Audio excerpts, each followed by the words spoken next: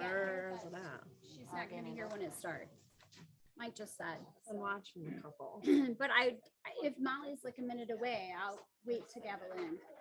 Yeah, my little sister goes to concerts all the time. Do you need a chair? Good? Yeah, do it.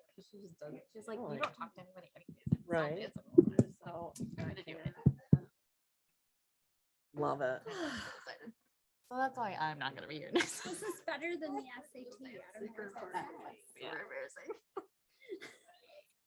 This is why we opted Kaylin out. Um, So They're just too long. right. We're waiting. Mike is checking Oh, on Molly. is Lisa not coming? up? Lisa has a family illness. Okay. And she might be here later, but Okay. she won't be here. She won't be here when we gavel in. So I will be looking for a motion to excuse her. Acknowledge when she's here, when she gets here. Okay. And Mike was just, I know that Molly's husband is quite ill. I talked to him on the phone earlier. I don't know. He just, because I asked him about signing my petition. He was like, you do not want to come near me. I said, okay. He's like, I don't want to give this to you. And I'm like, well, I don't want it, whatever it is. So I try really hard to not get I those. wonder things. about that new version of the Omicron coming around. Yeah. Yeah. I had the first version. I don't know if I can get the second one. or not. I have a fellow teacher who has an autoimmune disease and takes steroids, and she's had it twice.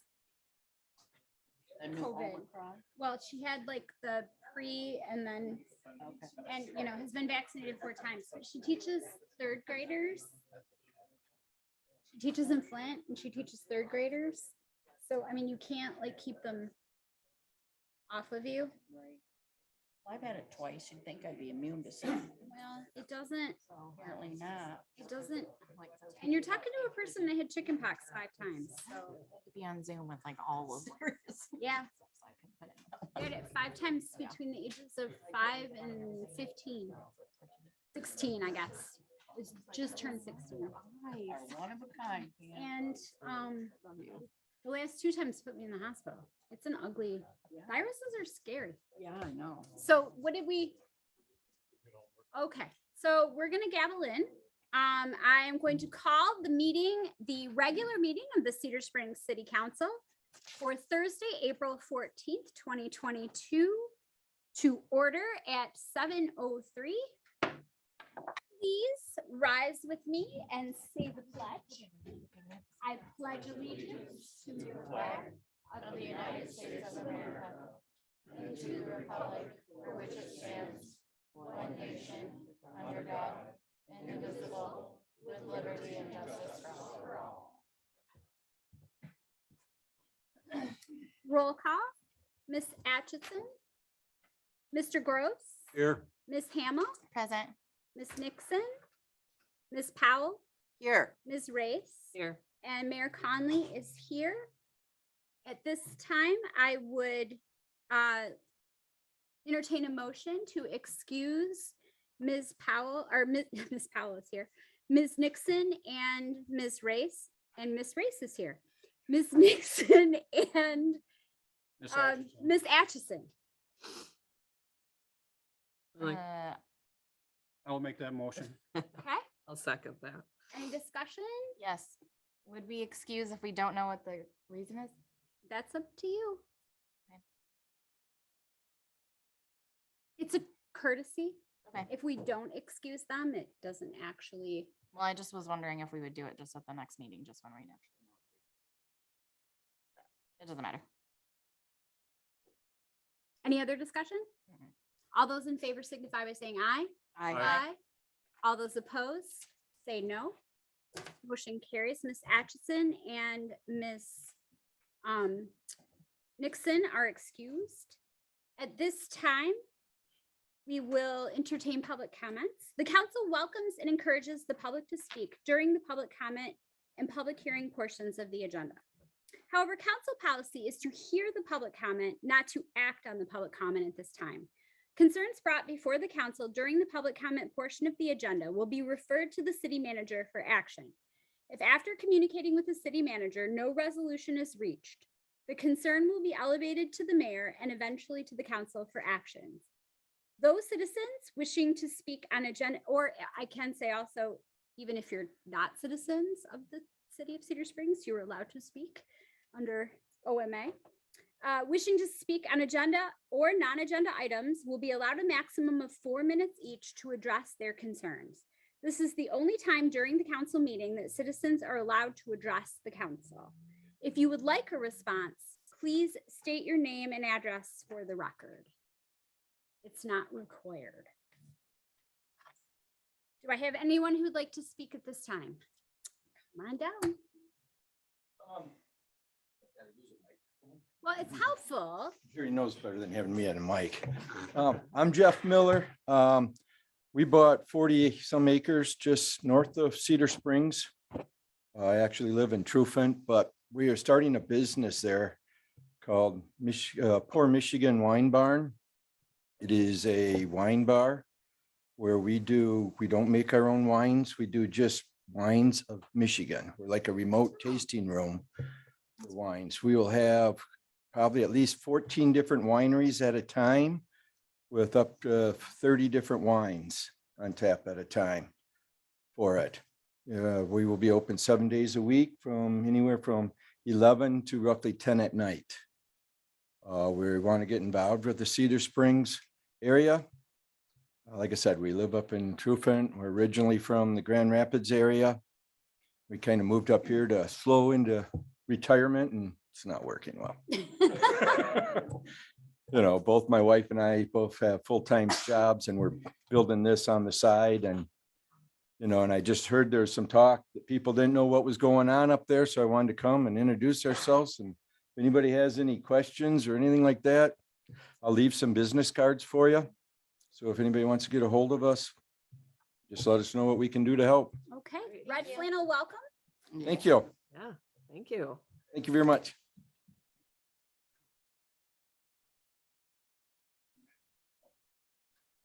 Our amazing librarian. Tammy Howe, Cedar Springs Public Library. So it was a busy month of March at your library. So for babies to pre-K, story time, there were 151 kids that came for the months of March and 110 adults. There was a mini art festival that is currently going on at the library, but all the paintings were to be done last month. There were 12 that participated in that. The last week of the month, we started spring reading bingo, and we had 3 babies sign up for that. For 6 to 11-year-olds, there were 5 that signed up for the bingo. March was National Reading Month. So we partner with KDL to have first graders do a card drive, and then they go to the movies. There were 126 first graders that went to the movies that night over 2 nights. We had 117 visitors from CTA. Those were just the kids with 9 adults. 18 did the mini art. For teens and tweens, we had 2 sign up for the bingo. 98 students from CTA and 8 adults, and 4 did the mini art. For families, we had a movie night, and there were 42 in attendance for that. We had 2 tech tutoring sessions, and we had 7 kids and 6 adults at the March Madness event. Wonderful. Thank you. And thank you, Cami, for coming and talking to us about the library. You know, the library is my near and dear to my heart. Anyone else?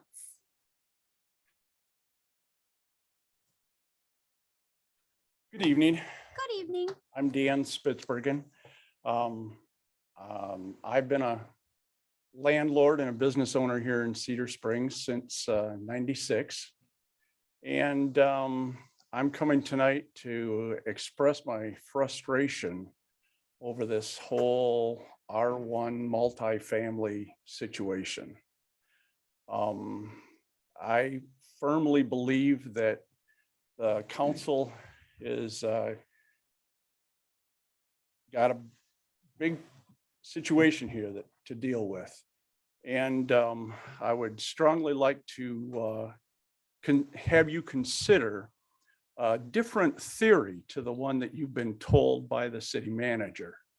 The city manager has given you a theory that properties that are in the R1 zone that are multifamily are illegal or may be illegal, okay?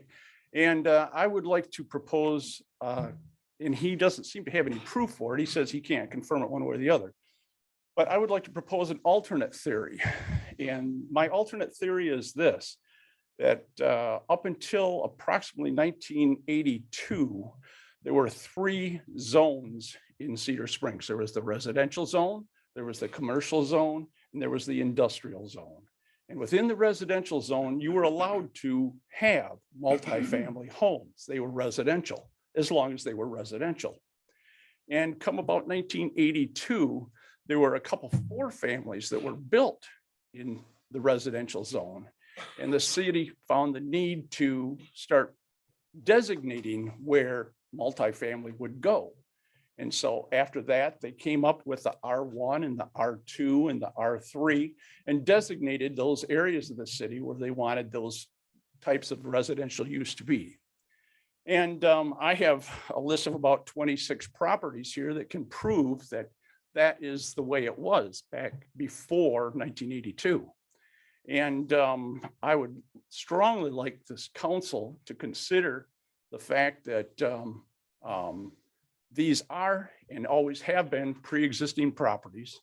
The city in the year 2000 instituted an inspection program to make sure that the safety and welfare of the tenants was attended to.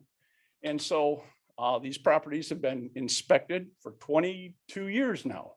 Okay, and there's absolutely, if they have a compliance, if they've been inspected like they're supposed to be, they're safe, they're reasonable, they're up to date as far as electrical and smoke detectors and, you know, whatever requirements are put on them. Because the landlords here in town, really the majority of landlords want to provide good, affordable, safe housing for the people here in Cedar Springs. I can attest to it. I think you'll see there's other people that may speak to that later on. That's So 4 I would, minutes. how many? That was 4 minutes. Okay, then I would Well, just like to I call say you I'll to give you auction. 15 seconds to. Yeah, I would like to call you to action to put this on the agenda tonight, to continue this. It's not even on the agenda, and this has got to get resolved. It's been you've been dragging your feet since January. There's people hanging. It's got to be resolved. Please, thank you.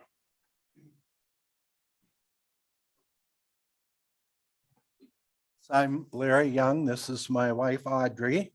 And we moved to Cedar Springs in 1973. We bought a house that was hardly inhabitable. And at 65 East Muskegon, the big Victorian house with the black iron fence just a few blocks down the road. And at that time, I was in the Rotary Club, and there was a man by the name of Sharky Whittle who was from Rockford. I think it was a nickname, but he started buying up houses in the one district of all around our area here, because Rockford had made an ordinance that you couldn't have multiple families in a certain residential area, but Cedar Springs still could. So he did multiple houses here, including the house on Maple Street that is now a problem, and a house that we once owned. But in the years that we came here, and when we came here, there was no rule against multiple family houses in any of this area where there was residential housing. And I just wanted to say that I was here in 1973, and I can affirm. And then when we did end up buying the Maple Street house, which is now sold, it had been condemned. It had 6 apartments in it.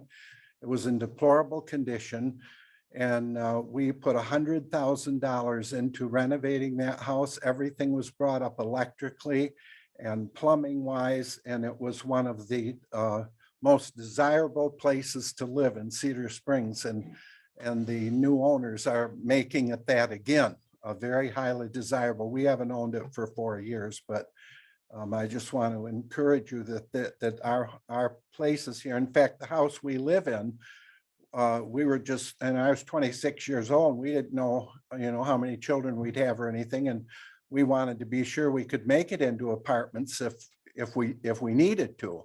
And at that time we could have, but now, of course, the rules were changed and we know we cannot do an apartment house there, but apartment houses were allowed in 1973 and all the way up into the 80s sometimes when it did change. And I just want to witness to that.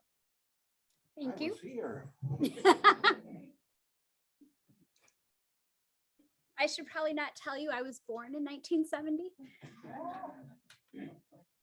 Hello, my name is Christopher Conflitti. I'm also a business owner and have been a landlord in town for approximately 20 years. I have a multifamily home in town. Unfortunately, mine is one that has had a fire, 67 East Beach. So I'm concerned with all the multifamily issue, and I hope that is discussed on the agenda tonight also. That would help my situation if that problem got resolved. And I'm hoping that the call to action, I would like to have these compliant multifamily houses grandfathered in that are compliant and have been doing inspections. My situation is a little bit more time sensitive because there's fire damage home right now. I am willing and able to repair that home. I'm in limbo until the decision is made on if I can keep it, if I'm going to be a legal non-conforming use as a duplex. Very time sensitive for me. I have been in contact with the city manager and the code enforcer, and they're definitely aware of my situation and the timeline, and they know that I'm waiting on city council to resolve this issue. So I'm definitely in limbo with what I can do with having builders come in, what's their scope of work is if they're going to be able to repair that. I can't make these decisions until city council helps make this decision. So the city is on me now they're telling me I have to either demolish it or get it fixed immediate, pretty much right away. And I can't do that without this issue getting resolved. So again, I have been compliant in the rental inspection program. Definitely pay taxes on a few properties in town. So I hope that my voice is heard and I can get some help on that. Appreciate it. Thank you. Okay. Anyone else? Sonia Cronkite. 8070 17 Mile Road, Cedar Springs. I too am a landlord and have been a landlord in Cedar Springs for more than 34 years. The houses that we purchased were grandfathered in. I feel like we're being targeted and stereotyped from the meetings that I've observed and the comments that I've heard. Statements like landlords don't care. They only care about the money. And I really think that being in a public platform, the one that you guys serve, you really need to be careful about the language that you use and the people that you attack and the judgments that you make pre getting the entire story. Last meeting, you were all handed code violations, which I watched all of your faces and how distraught you were that the children were at risk. And that was the story that you were told. Not one of you received all of the corrections that were done to all of those code violations because we have inspectors that enforce that. We have a code enforcer that does that, and she's very good at her job, by the way, Deb. Wherever you are, you're very good at your job. And we have to come into compliance with that. If we don't, we get ticketed. And if that doesn't work, we end up in court and it does get resolved eventually. So there is a process for that. But the very thing that you were told that the inspections have nothing to do with zoning, 10 minutes later, you were looking at things that were all part of inspection processes. And I feel like we're we're being targeted and told that we're illegal. And we're not, and we're trying to fight for a status that we already have as property owners. And it doesn't seem fair or ethical. So if you read the municipality ethical book on treating your constituents and the people in your city fair, that means everybody. You can't just block out a group of people because they're called landlords and dictate to them that they are illegal until proven innocent. Well, the last time I checked, Constitution of this country, we are innocent until proven guilty. And that just seems like that is the platform that you're putting landlords on, is that we have to prove our innocence in this. And most landlords I know do care. So I just wanted to say that I was really offended by this platform being used to degrade landlords as a stereotypical group of people that don't care about the people that they rent to, because that's not true. There's no truth in that. Thank you. Anyone else? Okay. Moving on. Hold on a second. Oh, All right, good evening. Jonathan with City Impact here in Cedar Springs. Hopefully got a little bit lighter tone for some of the stuff here that's going on. But just at City Impact, I just wanted to propose an idea to the city council. Don't have any solution, just something to get on everybody's radar to consider and maybe an agenda for a further date. But things have been going really well over there. City Impact, the community center, we hope to be an asset to the community, helping people in whatever way we can. With the property that we bought on 18 Mile up there too, plans for a youth center with a gym and a rec center. Everything that we do is to hopefully to partner with the city to just help improve the lives of people here through whatever means possible. Our biggest crisis, I would say, or not crisis, sometimes crisis, is our parking situation. And even at the outset, when we first got the property, it was one of the things that was kind of a hang up that dragged that project out. We were wanting to see if the property in the back, the park, that vacant park property, if the city would be open to working out some sort of an arrangement, either cheaply selling, donating easement where the city still maintains property, some sort of arrangement where City Impact would pay to put a parking lot behind our property. And I believe the city manager sent out something for you to kind of get an idea to look at. And it's just a rough idea of a spot behind where we could put traffic parked behind. And then if possible, maybe even a drive to the other parking lot and out the Wesco light, like even a one-way. People could use this area from walking from the park and all the way back and forth where people just slog across that field. I just see it as a way to just really alleviate any congestion in that area when we do our days with food pantry and stuff like that. Our neighbors have been amazing. Dollar General, Vanderhyde Ford, Kelly's, and all these places just work with us and we get along with them great. But we don't want to be a burden to the community. And I see this as a way where we could use a vacant piece of property for a way that will just help move traffic through and make that area more usable. And so whatever agreement or way that needs to happen is just up to, discussion. We did get soil borings on the property and we got all the depths of gravel and different parking lot grades. It is a doable thing. And I have an estimate here with an excavating company just of the price of that. Just to do a gravel parking lot would be about $50,000 to put right back there. And then it'd be an additional $25,000 to do a gravel drive. With both of those, if it was to be paved with asphalt, it jumps up significantly. Just the lot would be about 125,000, and then it would be about 50,000 for the drive. So I have all those figures, and I just think this would probably be something that maybe if the council wants to entertain or put that on an agenda at a future date, we'd love to see if we could get something or work something out. So yeah. So I don't know if you have any questions in regards to that, but thank you. anyone else? Sue Wolf, and I just want to say I support what Dan and Larry and Chris and Sonia said. And I just would ask you to, I believe that those existing multifamily units were done legally, have been for many, many years. And I think it would be an extreme hardship to try at this point and say that they are illegal people and that they're doing anything wrong. And also, I want to thank you so very, very much for supporting the North Kent Community Enrichment Program.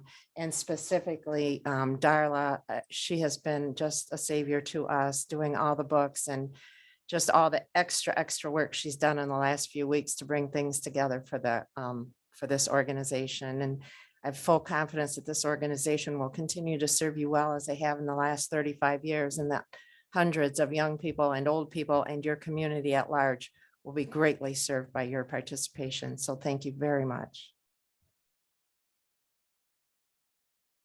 Anyone else?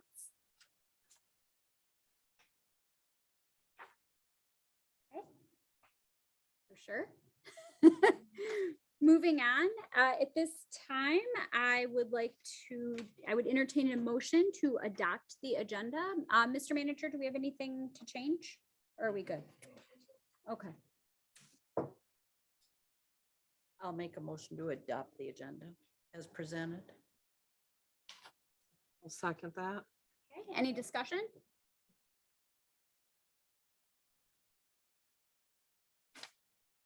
Hearing none. I have a question.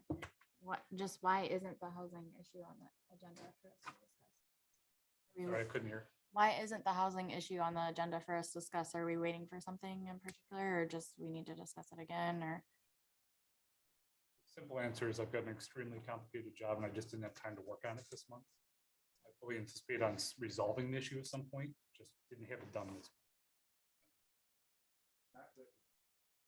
Do we anticipate putting it on the agenda next month? If I get the time, yes. Sure. Yeah. This is not public comment. Yeah, I was gonna say, public comment is over. I will gladly talk to you after the meeting, but. Okay, other question? No. Okay, any other discussion? Hearing none, I'll do a roll call on adopting the agenda. Mr. Gross, Yes. Ms. Hamel, Yes. Ms. Powell, Yes. Ms. Race, Yes. and Mayor Conley votes yes. Thought I heard Lisa come. The agenda has been adopted. At this time, we'll move on to the consent agenda. Council members may request that any or all items be removed from the consent agenda. A motion is then in order to adopt all items not removed from the consent agenda. Requesting the removal of an item from the consent agenda is a prerogative afforded each council member and does not require the support of other council members. Do I have a motion to adopt the consent agenda? I would like to move number G, or the motion to approve ordinance 239. To amend chapter 32, the sidewalks? Yes, simply because, Do you want it as a action item? yeah, So we're gonna make that C. yes, ma'am.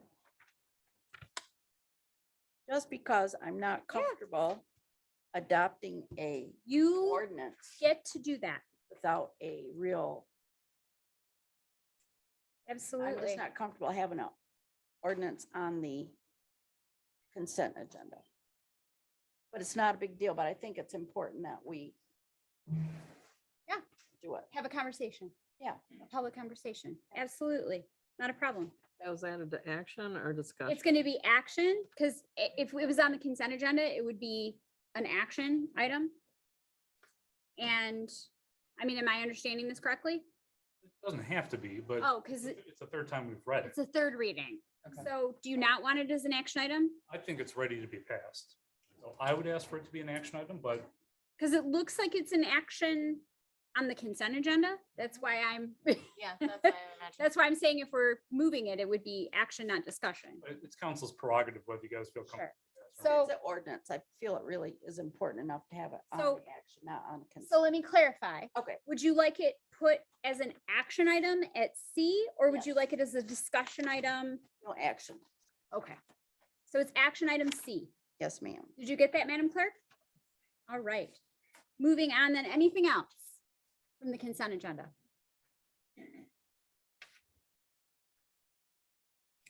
Are you good? Otherwise, I could. Well, I'll give it's you- Fine to me. Okay, because This ordinance, I give you a minute.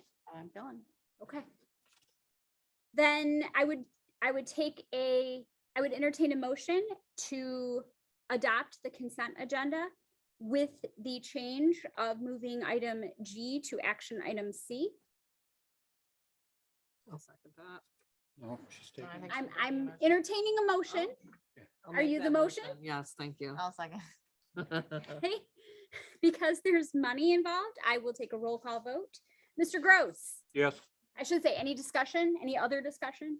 We have discussed, but Mr. Gross, yes? Yes. Ms. Hamel, Yes. Ms. Powell, Yes. Ms. Race, Yes. and Mayor Conley votes yes.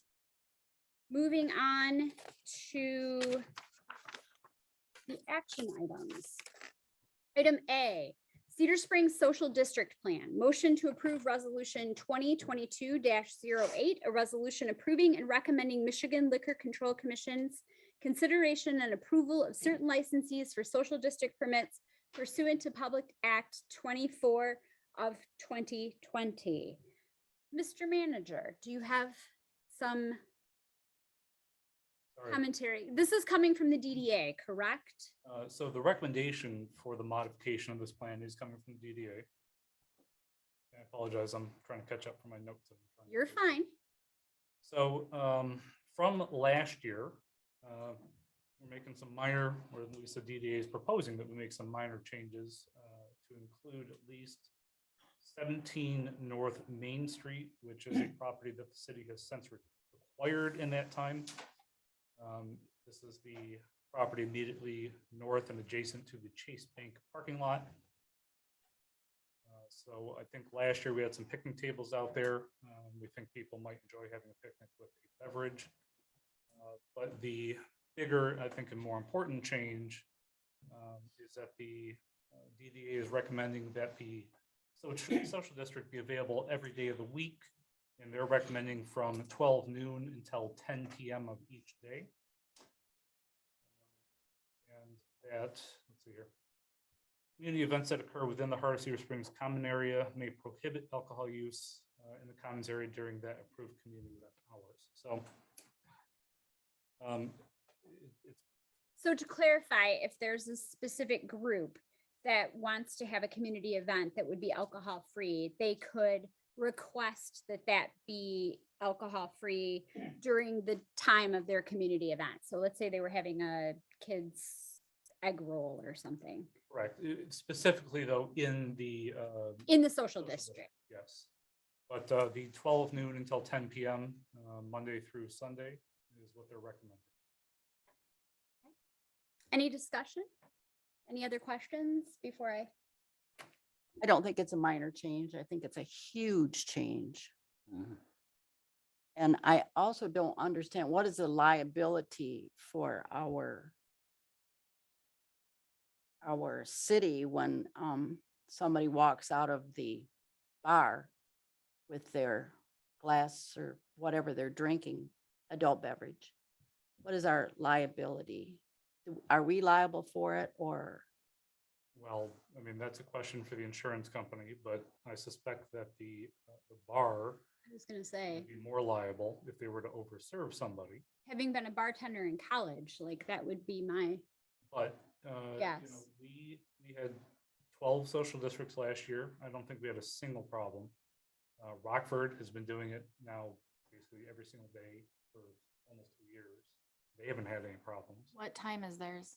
Till, do you know? I don't know. They were much more robust during the pandemic. They're not doing it as much anymore. Sergeant Probst, do you have any, like you were policing during this last year, do you have any? We've had no issues with it. Okay. Really see it used very well. And there was no like difficulty or concern about people leaving with alcohol or being overserved or? Have you had any experience with dealing with this in Rockford or during any of their events or? No? Okay. Is it your understanding that it's been a problem in any of the, I know Kent County sheriffs like cover quite an area and maybe you don't know, but I don't know, I know we have some beer events in Ada. Pretty crowded. okay. Under the same kind of structure, like not necessarily a beer tent, but like a more open social district? It was more of a enclosed area. Okay. Rockford is more of an enclosed area as opposed to our setup. You know, we're on a highway for one thing. And we're going into the children's playground. I think one of the reasons it was so successful last year is there were people around. You know, if it's an event, there's people around. If it's just a daily activity, it's going to be, oh, you can't drink here today, you can't drink there. It's just such a complicated setup of what days you can have alcohol, what days you can't. And I just can't support it unless it is attached to a special event, because then you have the event people who are going to keep an eye on things. They have some liabilities. I'm no teetotaler, but I really don't want alcohol service in our public parks unless it's a special event where people want it.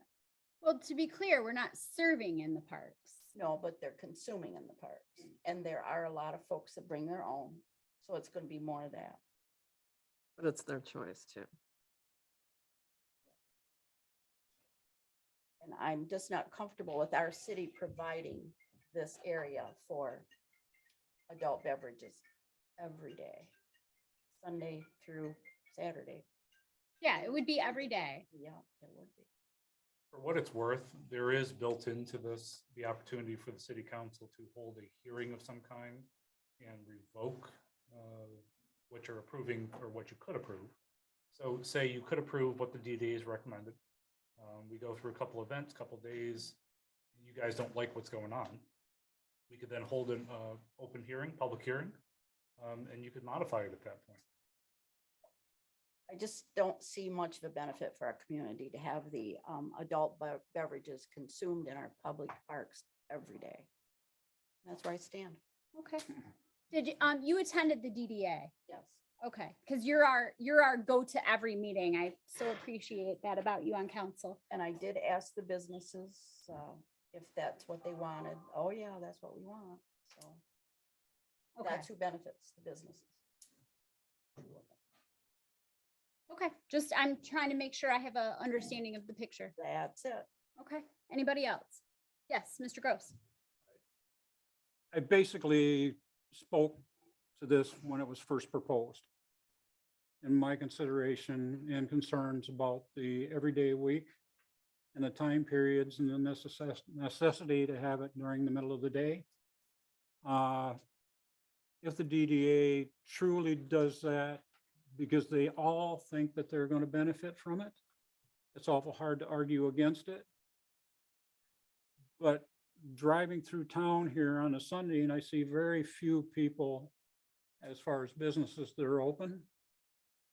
I still believe what we're looking at is something that is going to benefit one or two businesses more than it is the others. And I would agree with Councilor Powell that being in a mixed area where we're going to have the kids from the community and so forth in there all the time, I just can't see the need for having it 7 days a week for the period of time that they're looking at. But that's my perception. Okay. How many actual businesses were there to vote at the DDA for it? And what type of businesses were they? Can you speak to that? Councilor Powell? As all I can say is that the two businesses that do supply adult beverages supported it. I can't really recall about the other business owners that were there. There was a vote, right? I recall it was unanimous vote. Yeah, to bring it to council. Right, but I mean, it wasn't right, but I'm saying it wasn't just these two businesses that said, like they had it as a discussion item for the DDA and they voted on it. My concern is once you walk out of that business with that alcohol, who's responsible for that? The person who served you. Right? Are they gonna stand at the windows and look out and see what's going on across the street? or Well, that's whatever? the part where they have to have a labeled cup. That's the part in the ordinance about the social district. I mean, but that's who's responsible. Yes. They're taking that on as part of their risk. Madam Mayor, if I could. Yeah. So, Ms. Powell, you attended a number of the concerts last year. Yes, I did. Did you see alcohol being a problem at those concerts?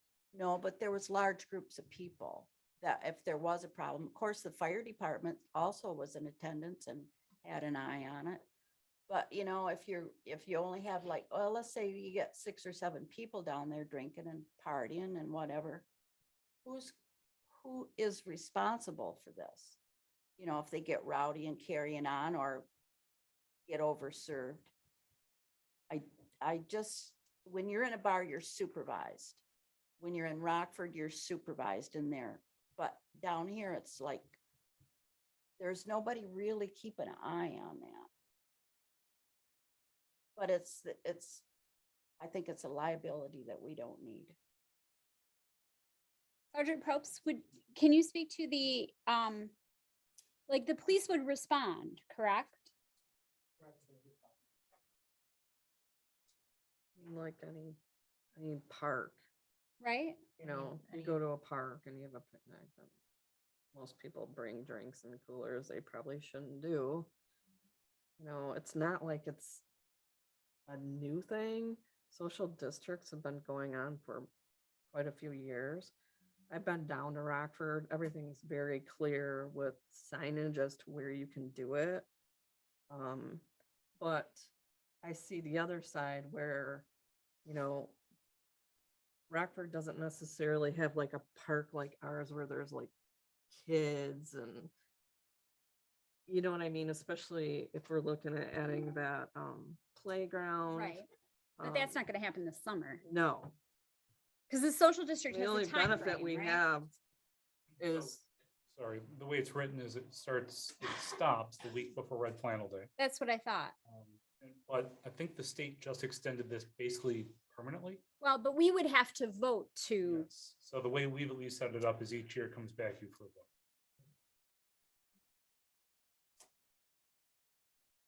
you know, I also 10 o'clock at night.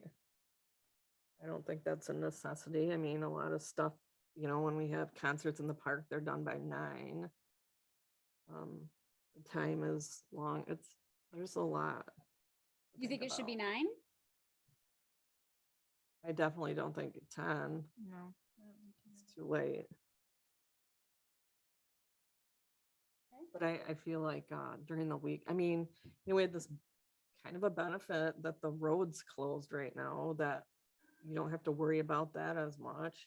It might be a good time to maybe try it. We can change our mind later, you know, as the manager said, but My feeling on it is, and you know, you're talking to a person who doesn't really drink much.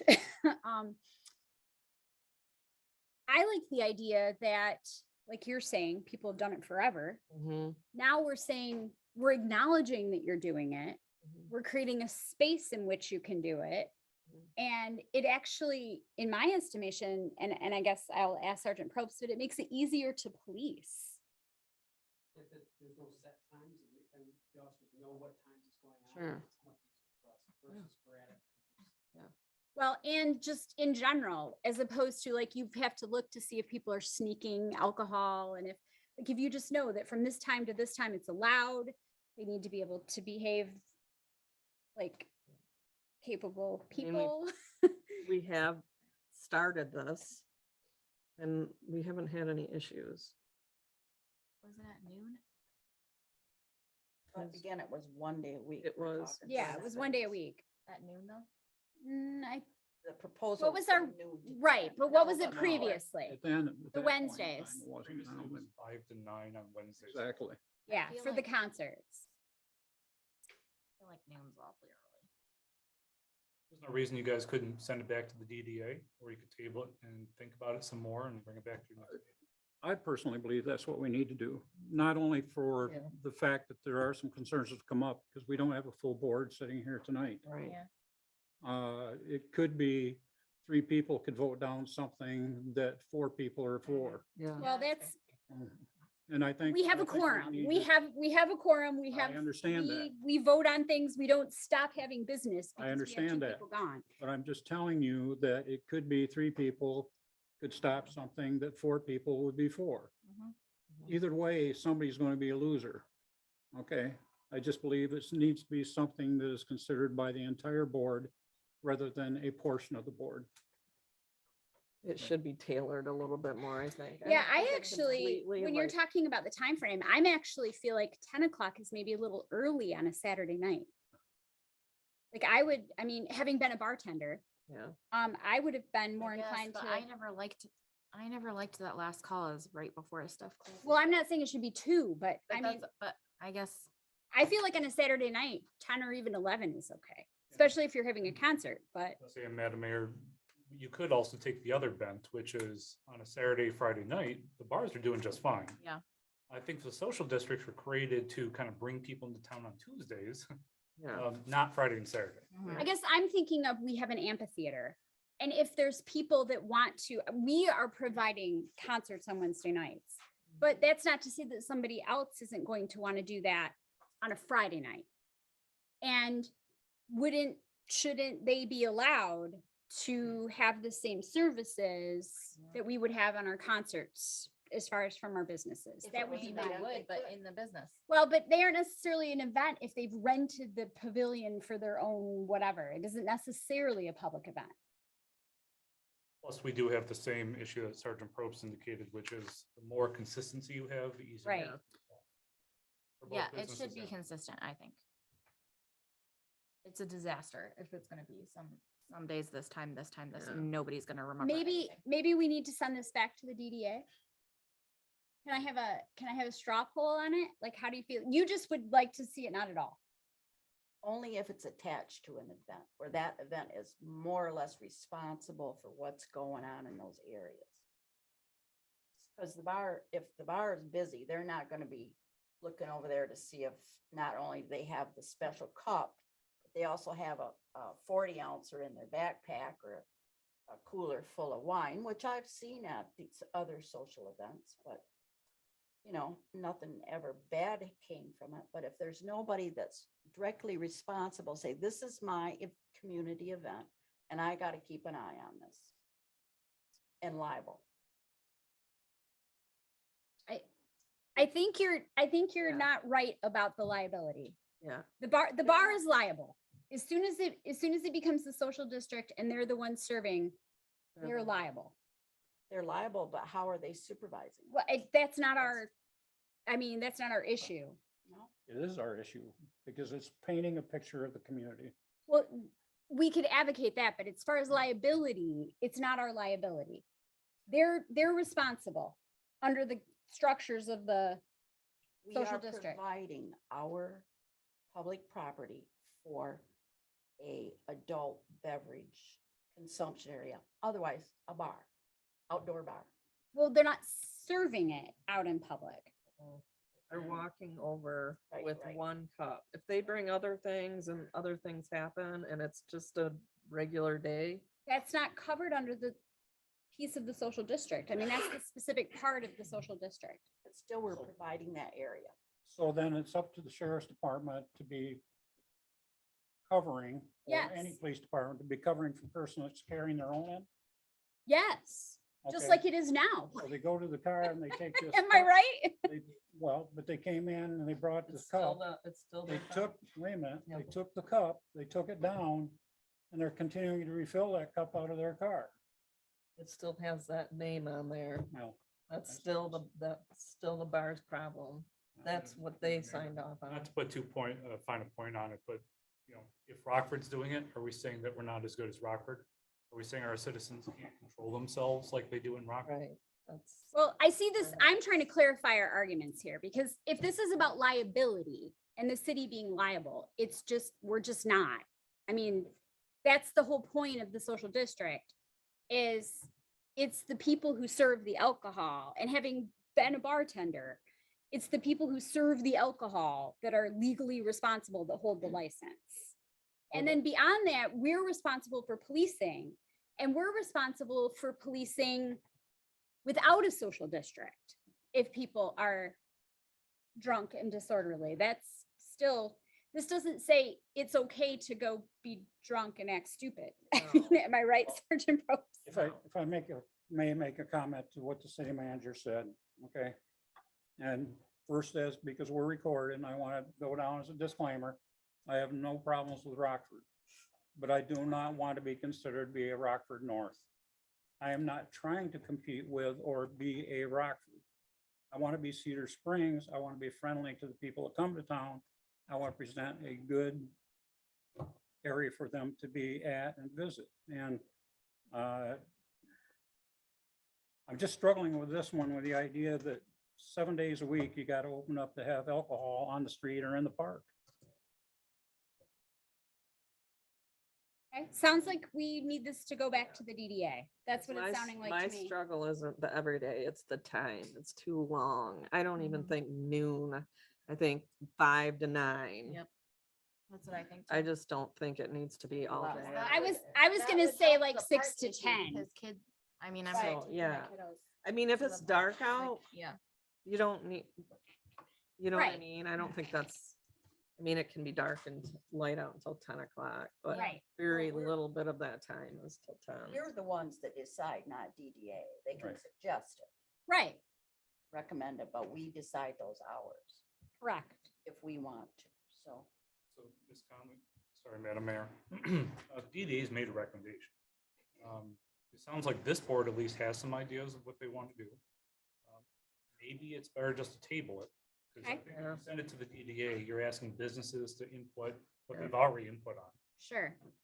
But it sounds like you guys have some good ideas. Maybe some of you may have to just come up with this is what I want. Sure. Next meeting, make a motion to that effect. and- So this is what we'll do. I think we'll table it, although I'll need a motion to table it. And then I'm gonna ask each person to weigh in on what it is that you would like to see in this to come back to, so that the manager can structure that for us for our next conversation.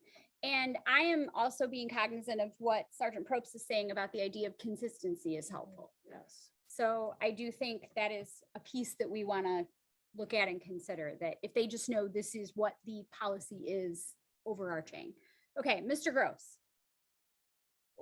I'm all for tabling it, Okay, and I'm telling you, I've told you what my concerns are. okay, so you would like to see no additional social district times at all? I just don't see the need for 7 days a week. Okay, so what would Okay, you if like to did it- see? If you did it 3 days a week, and that's fine, you know, I have no problem with doing it with a special events.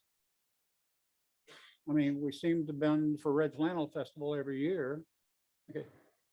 It's not that I have never consumed, okay, because I have.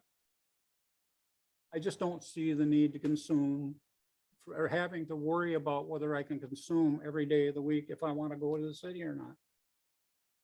I want them to come to the city because we are a place that they want to come to, not because they can go in and have a drink in a park. Okay? So I have difficult time with the hours and the number of days a week. Okay, so how many days a week would you like to see? I just suggested maybe 3 days a week. 3? Okay. Renee, Ms. Race. My, the time is too long. I think 5 to 9 is what I would like to see.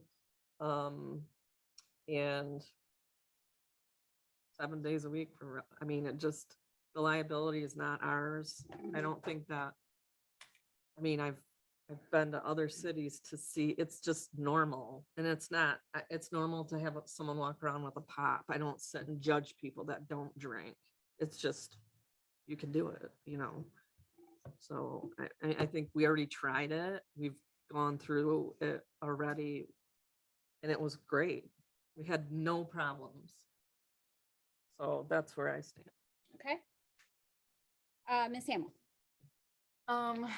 Yeah, same thing as Ms. Race. I would want to see the times like more of like a happy hour type evening thing. I think that would put less pressure on the parks and stuff. It has to be consistent for sure. And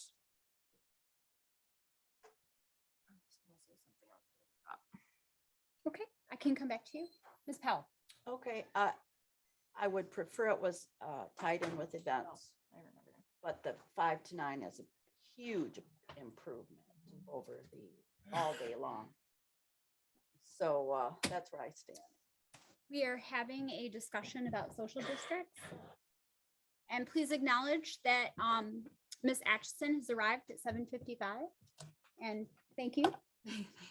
Breathe. I So we, remember what I was gonna say. so I can't yes, say it. Sorry. please. Sorry. Yes, no, I said I would come back to you. I did like that, Mr. Romack said that we could like take it back.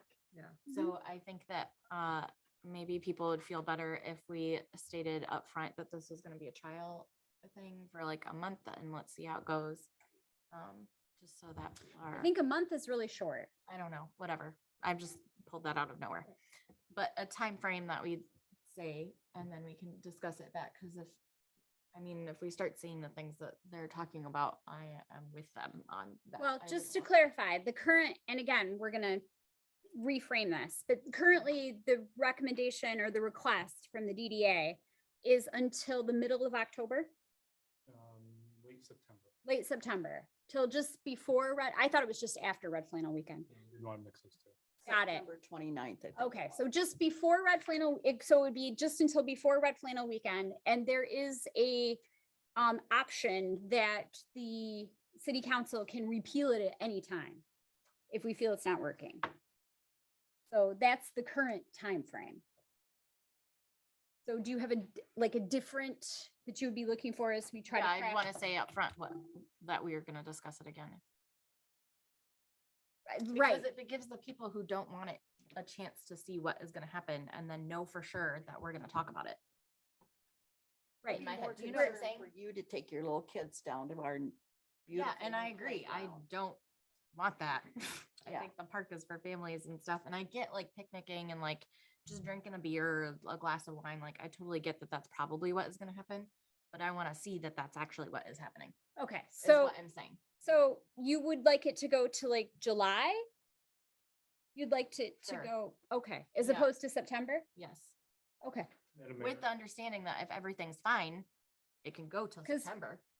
That's fine. okay, you'd like to review it, is what you're Yes, saying. So yes. that's some language that you would like worked into Yes. it. Madam okay, Mayor, might be yes. easier- We're belaboring the point. It might be easier for me to chat with each individual member. come up That with our sounds recommendation. fabulous. So, Okay, so I will take a motion to table this. Motion to table. Do I have Second. support? Okay, all those in favor signify by saying aye. Aye. All those opposed say no. Okay, motion is tabled, and please get with Manager Womack so that we can bring this back in a revised state next month. Or get with me so I can get with Manager Womack. Whitney. Madam Mayor, if I could interject one more time, I apologize. Certainly. We do have an individual here who would want to present a community event and he's running out of time. Sure. So I was wondering if you'd take item 8G out of order real quick. I would love to take 8G out of order. 8G? The Patriots Motor Show. If you'd like to come up and just kind of introduce your event so the council understands what's going on. They're not going to make any approvals tonight, but so they understand. We have a policy of hearing things twice before Mhm. we approve them so that our community can know what it is that's happening. Okay, so my name is Jordan. I'm the founder of Hero Services. We're an organization that recognizes and provides resources to veterans, first responders, and licensed healthcare professionals. I propose that we have a Patriots Day Motor Show on July 2nd, which is going to involve having automotive and motorcycles on display. That would be a fundraiser for our organization. It would be a family-friendly, community-involved event throughout downtown and including into the heart of Cedar Springs as well. Okay, any questions from the council? This is a discussion item. I see alcohol is involved in this. So I was a little confused with your, with the paperwork there. what my intention was is to have the current businesses within Cedar Springs be allowed to serve and have their doors open to utilize the entirety of downtown. We as an organization would not be putting up a beer tent or having anything serving alcohol in any way. It would be left to the businesses currently in town. You would like to utilize the social district that we were just having a conversation about. Yes, and as a special event, then the had hours would that. be Right. part of, you could have that as part of your event for the hours of your event rather than have it limited to 5 to 9, because you'd have a special event, as with Red Flannel does and that sort of thing. But it'd be great because you're, utilizing our local businesses. Yes, I'd appreciate the opportunity. Madam Mayor, sorry, I don't want to steal his time, but there's a conflation of ideas here. The social district is a separate, distinct legal entity versus what the Red Flannel Festival does. Yes, the Red Flannel Festival actually puts up a beer tent. And my concern is, I don't know if the state would allow us to say, we'll only allow social district during community events. So I don't want to promise that's an option at this point until I can talk with the state. Sorry. No, thank you. That's an important piece to clarify, because if that's a thing that I thought concerts were special events. your community, So they were a community event last year, Mhm. but the social district was from 5 until 9, whether there Right. was a concert or not. Right. And that's what the state approved. I don't know if the state. on will say- Wednesdays. Yeah, I don't know if the state will say, oh, well, you're having the Patriot thing on July 2nd, therefore we'll allow you on July 2nd from blah, blah, blah.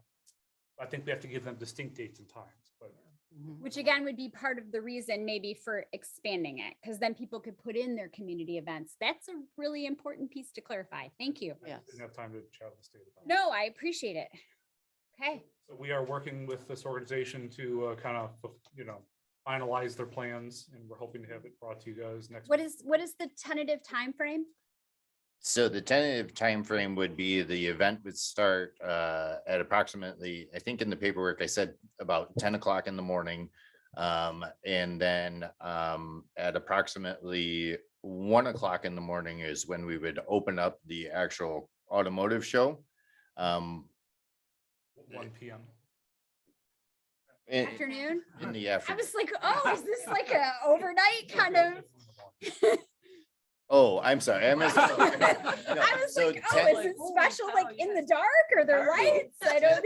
10 a.m. we would have like concerts and festival throughout downtown area. And then Okay. the automotive show would be set up at 1 p.m. and then last until early evening. One thing that we do not want to do because of liability reasons and stuff like that is we don't want to have any beer tents.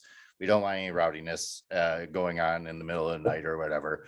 So I want to be done like early to mid-evening and be pulling out of town. Okay, So, yeah, just for our own reasons. So. sure. Tired. Just clarifying. Mhm. Okay, any questions? All right. Excellent. Okay, thank you for your time. Thank you. Thank you. Okay, then moving back to, we voted to table, yes? Yeah. Yes, okay. So we're moving on to action item B, a motion to approve resolution number 2022-10, a resolution to adopt the 2022-2023 annual rate increase for municipal water and sewer service to increase water rates 2% and sewer rates 5%. Just as a note, Ms. Mayor, the resolution number will have to be changed because you did not pass the 2 prior resolutions. So the resolution number would be 2022-08. Okay, 2022-08. Do I have a motion? I'll make a motion to approve resolution number 2020-8. 22-08. And Okay, do I have a second? I'll second that. Okay, any discussion? Mr. Manager or Darla, do you have anything to? So as the board is aware, but the public might not be, due to a number of years where the rates were not keeping pace with inflation or costs, the city water and sewer systems have not been invested in like they should have been. So we have a ordinance in place that requires that the rates be increased by the rate of inflation. The rate of inflation this past year was, I think, 8%, which I think is significant and probably inappropriate. So staff and I sat down and discussed it, and we believe that we could go with 2% for the water and 5% for the sewer. Okay. Darla, these numbers jive for you? Because you're our, ultimately, I mean, he's saying them, but you're our person that makes the math work. And I know there's been much discussion about how to make this all come out. And I think Use 8% in both, but I wouldn't recommend that. Right, right. And I think Lisa and Rose, I don't know if Mr. Gross, you were on council, when we passed the $3 million bond we have to pay interest on that and pay back on the improvements for the water treatment plant, the USDA bond that we did. So that's a piece of what this is covering as well. Any other discussion? Why is the difference between the sewer rate and the water rate so much different? Sewer is significantly more expensive than water. And we have a number of identified projects that are coming up in the CIP for sewer. Mhm. That will be more expensive. I mean, don't get me wrong, water is still very expensive. Yeah, right. We also have an amortization rate included in both those funds. And if you look historically over the last 5 or 6 years, we've actually been meeting our amortization for water, whereas not we for have not sewer. been for sewer. We Oh. try, but it just doesn't happen. So that's the reason for the difference. Can somebody give me like real numbers? Like if my water bill is $100, Yeah, that was in the packet. I thought it was on the. was it? I didn't see it. Yeah, I was gonna say. Well, if your water bill is $100 and it's 2%, it's No, because it's split, because we pay water and sewer together. I never saw that. I know you. Do you had know what page it was? done that. No. Can I just look at that? This would be page 93 of your packet.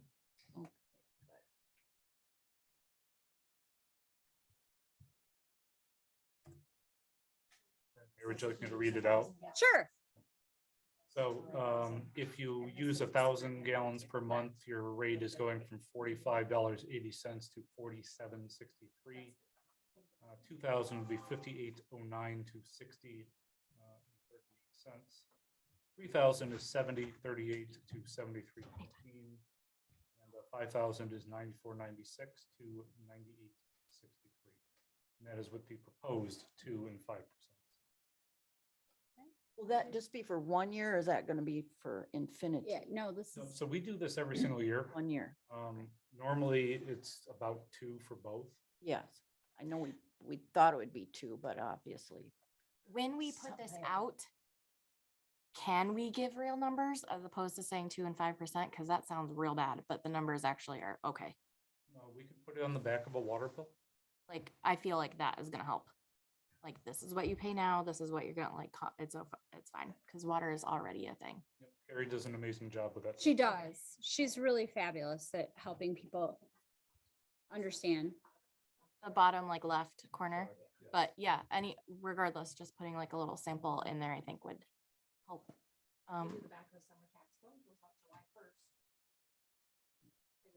Like literally whatever we can do. Yeah, Yeah, that's good. yeah, That's a great idea. yeah, I think so. Okay. So I have a motion and a second. Any other discussion? I'm just glad that we have the facilities that we have and they're Yeah. holding together and Oh, it's so important. We would be nowhere without water and sewer. And it's so important that they're safe and clean. Yes. That's, I mean, remember, I'm the girl from Flint. Mhm. So this is always one that's very important to me. Yes, ma'am, it's. Okay, any other? All right, I'm gonna take a roll call vote. Miss Atchison, Yes. Mr. Gross, Yes. Miss Hamel, Yes, Miss Powell, Yes. Ms. Race, yes. and Mayor Conley votes yes. Okay, we can continue to maintain our water. Moving on to C, which is the moving the piece Sidewalk. from G. Motion to approve ordinance 239, an ordinance to amend chapter 32, article 3 sidewalks, division 2 construction and repair, section 101 through section 104 of the Code of Ordinances for the city of Cedar Springs. This is a third reading. I make a motion to approve. Did I not- Did we not ordinance move the as right thing? proposed. You did it perfect. Okay. Make a motion to approve it as proposed. Do I have a second? I'll second that. All right, any discussion? Ms. My, Powell? the only thing I wanted to say is this is a very important ordinance. And everybody worked really hard on it and I appreciated it. It did get kind of confusing sometimes. But I'm glad that we got through it and we're ready to vote on it and do it. And sidewalks was a thing, when manager Mike first came to us, we said roads and sidewalks are one of our huge things that we feel are not what they need to be. So this is, after our water main breaks and our other catastrophes we've had to deal with, this is really the step in trying to make sure that we get to that place to deal with those things, to make our community more walkable and more usable to our citizens. So I'm really grateful that we are getting to that place. Yes. Okay, any other discussion? I will take a roll call vote. Ms. Atchison, Yes. Mr. Gross, Yes. Ms. Hamel, Yes. Ms. Powell, Yes. Ms. Race, Yes. and Mayor Conley votes yes. We have a sidewalk ordinance. Yes. Moving on to discussion items. Item A, preliminary budget proposed for 2022-2023, the budget. I think this is now the third time we've discussed this. We had a budget workshop with council where we kind of discussed what your goals and policies were for the next upcoming year. As council's aware, we've been scrimping and saving. So we're preparing to spend some of that money this year. As council knows, we've got this, massive bridge project going on right now. We do. I apologize to the citizens for that. I know it's not great, but it's something that needed to be done. Oh, Um, absolutely. Spending lots of money on local streets. We're increasing the funding to the library. The DDA is doing great. And we've got a number of big projects that we're making matching grants for. Investing lots in our sewer fund and our water funds. Equipment fund, I don't think there will ever be a great solution for that, but we have to do what's required of us. So all in all, I think it's a good budget. It's not balanced in the traditional sense, but it is balanced in structural sense. And I think at this point, we just need to set a public hearing for May. And Okay. council can pass it at the May meeting. Ms. Falcon, do you have anything else to add to our discussion? I'll just go down the line. Ms. Powell, anything discussion you want on the budget for the hearing? No, not at the moment. Okay, Ms. Atchison? Nope, we're good. Mr. Gross? Fine. All right, moving on. Item B, discussion on sidewalk policy. So again, council's been discussing this for quite some time. It's unfortunately one of those things that the deeper you look into it gets way more complicated. I know that council, this is, the last part of the roads and sidewalks. We've got $25,000 in the budget, 25,000 to a household budget seems like a lot, but But for a sidewalk, it's not all that much. Bucket. Yeah.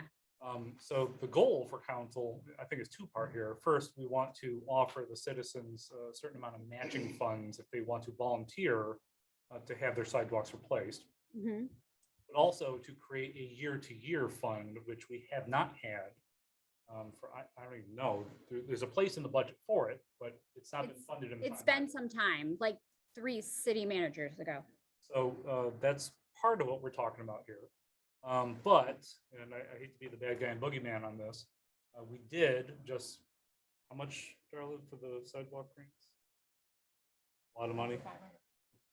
We did, yeah, so we did just get approved for $500,000 in sidewalk grants. Which is amazing. And so I want to at least put it in the council's brain that instead of doing this, volunteer policy, which we've been working on, that we shift that $25,000 to the matching funds required. which For the is grant. $180,000 for that grant. So I hate to do it. No, I, 25,000 goes a long way towards a matching grant. Yes. Yeah. yeah, Well, I think don't we just disagree. have to worry about and that. that matching grant is a big deal. Very And big. we just found out that we, So yeah, in between the last meeting and this meeting. Yeah, yeah. I was actually going to put out a social media public post and then somehow in SATs and whatever, it didn't happen, but I have a very lovely highlighted thing sitting on my dining room table with some numbers that I hope to talk about. But so shall we, I'm gonna go along and I'm gonna ask that we can give the city manager some direction on what you feel about that regarding sidewalk policy for moving it from the individual matching for households to matching this grant for this year. Sure, sure. Okay, how do you Oh, that's feel? all you had to say? No. Yeah, I'm just, it's a discussion item. already? I can come back to you. It's a discussion item where I am doing a straw poll to give the manager some direction, because this is not an action item. I think it's good to take that from there and put it toward the matching, because Okay. otherwise we're not gonna have necessarily the funds to do Yeah. it. It's harder to cover, yeah? Yep, agreed. Agree. I think it's accomplishing the same thing. Yeah. But getting double your money, right? Significantly more than double. but, Yeah, it's what, a 20% is our match? So I think 25%. 75%. Well, I said I That's wasn't good at numbers, so. So one thing I would recommend though is, so we're talking about a policy, Mhm. which I think the policy is in more or less finalized shape. But we're also talking about the funding, which I'd like to keep that $25,000 where it's at in the budget. So that next year, when Darla's doing the entire budget by herself, she'll say, oh yeah, we had $25,000. Just throw something at him. So that we know that's what we want to continue doing in the future, or more if we can find it. Yeah.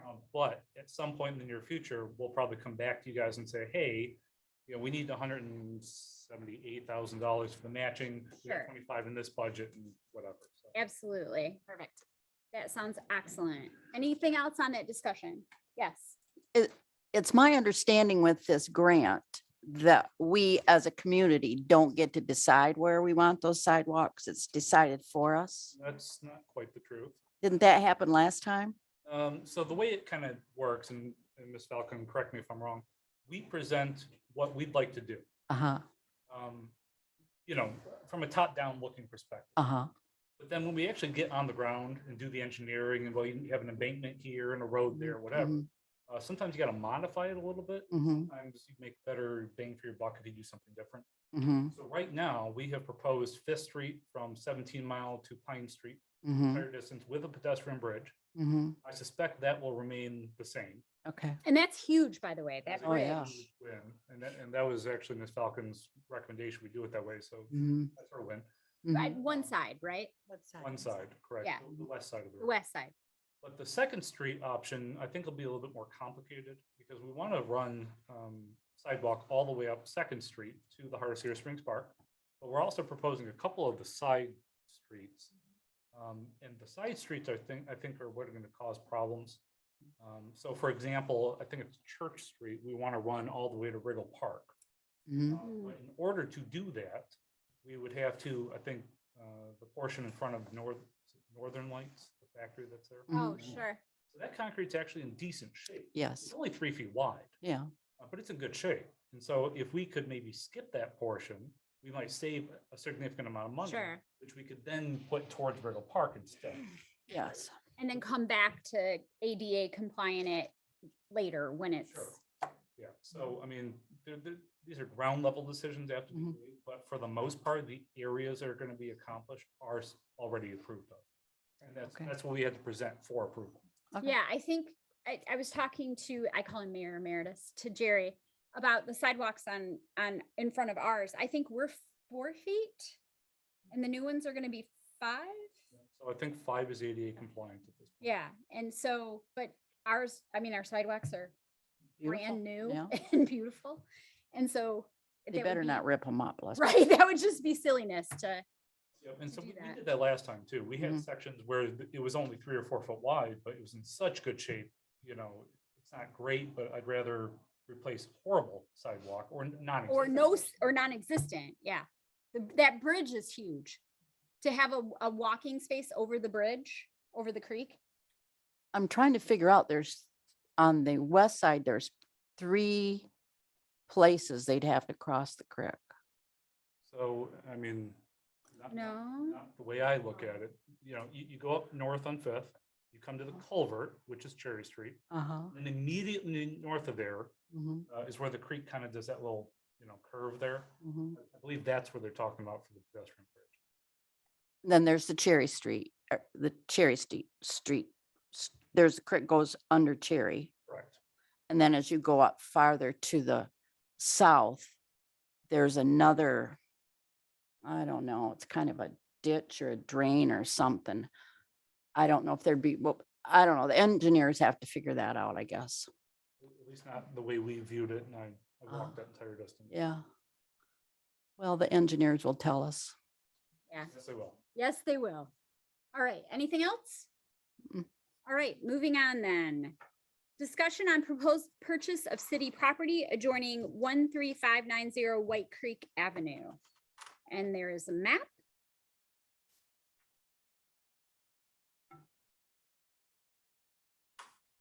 Jumped the gun earlier, but that's okay because it saved me. I got to the point. So if you want to speak on behalf of the person who owns 13590 White Creek, you're more than welcome to. This is not your item. Oh, it isn't? Oh, okay. See, I'm just anxious to get out of here. I think this is not quite where you think it is, but that's okay guide if you, you, it's okay. if you were authorized to speak from them. So, Madam Mayor, I'm not sure if there's anybody here from that property. They did submit Okay. a written request, which is in your packet. There's a number of problems with the request. Okay, You know, for the benefit of the board, these people own a piece of property which is adjacent to a city property. mm-hmm, And they have been storing derelict cars and junk and stuff on the city's property, which is next to but not part of their property. right, So the city has made contact with them to ask them to remove their property from the city's, you know, real estate. And they have responded by saying, well, we'd like to purchase the property. So I understand their point of view. but are we looking to sell that piece of property? That's the council's decision. But something was brought to my attention immediately prior to the meeting. And that is if we were to sell the property as they've requested, ignoring the price and everything else, that would put them in violation of state law, which is the 4-to-1 rule. So Okay. under state law, you're not allowed to have a piece of property that is 4 times longer than it is wide. Okay, Why is that? It's- it doesn't matter. It's a state law. Okay. It makes sense if you think about it, but I don't want to get into the details. Sure. So I'm sure it has to do with like being able to get onto the property and off of the property and, amongst other things, yeah. sure, And so, if we were to sell this property and they were to combine it with their current property, they would be in violation of that law, so we can't allow it. So then Okay, can we just so take it's this we- off the agenda then, because, Now, it was already. it's on a the agenda. discussion. okay, well, moving on then, I guess. Yeah. Can't make it. So, I What mean, about the bus garage? They're wider they're though. significantly wider and not in violation.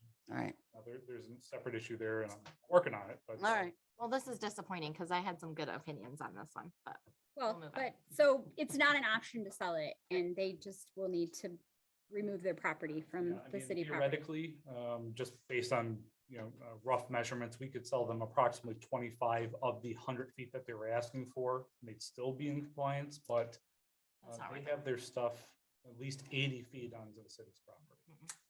Yeah, okay, Unfortunate. good enough. All right. So then moving on to anything else on that as a discussion item. Did you have something, Ms. Hamel? Okay, so moving on then to item E, discussion on the city impact proposed purchase or donation of North Park land for a parking lot. Gotta do D. No, did I skip you? Did I skip one? I'd like to do item D first. Oh, sorry.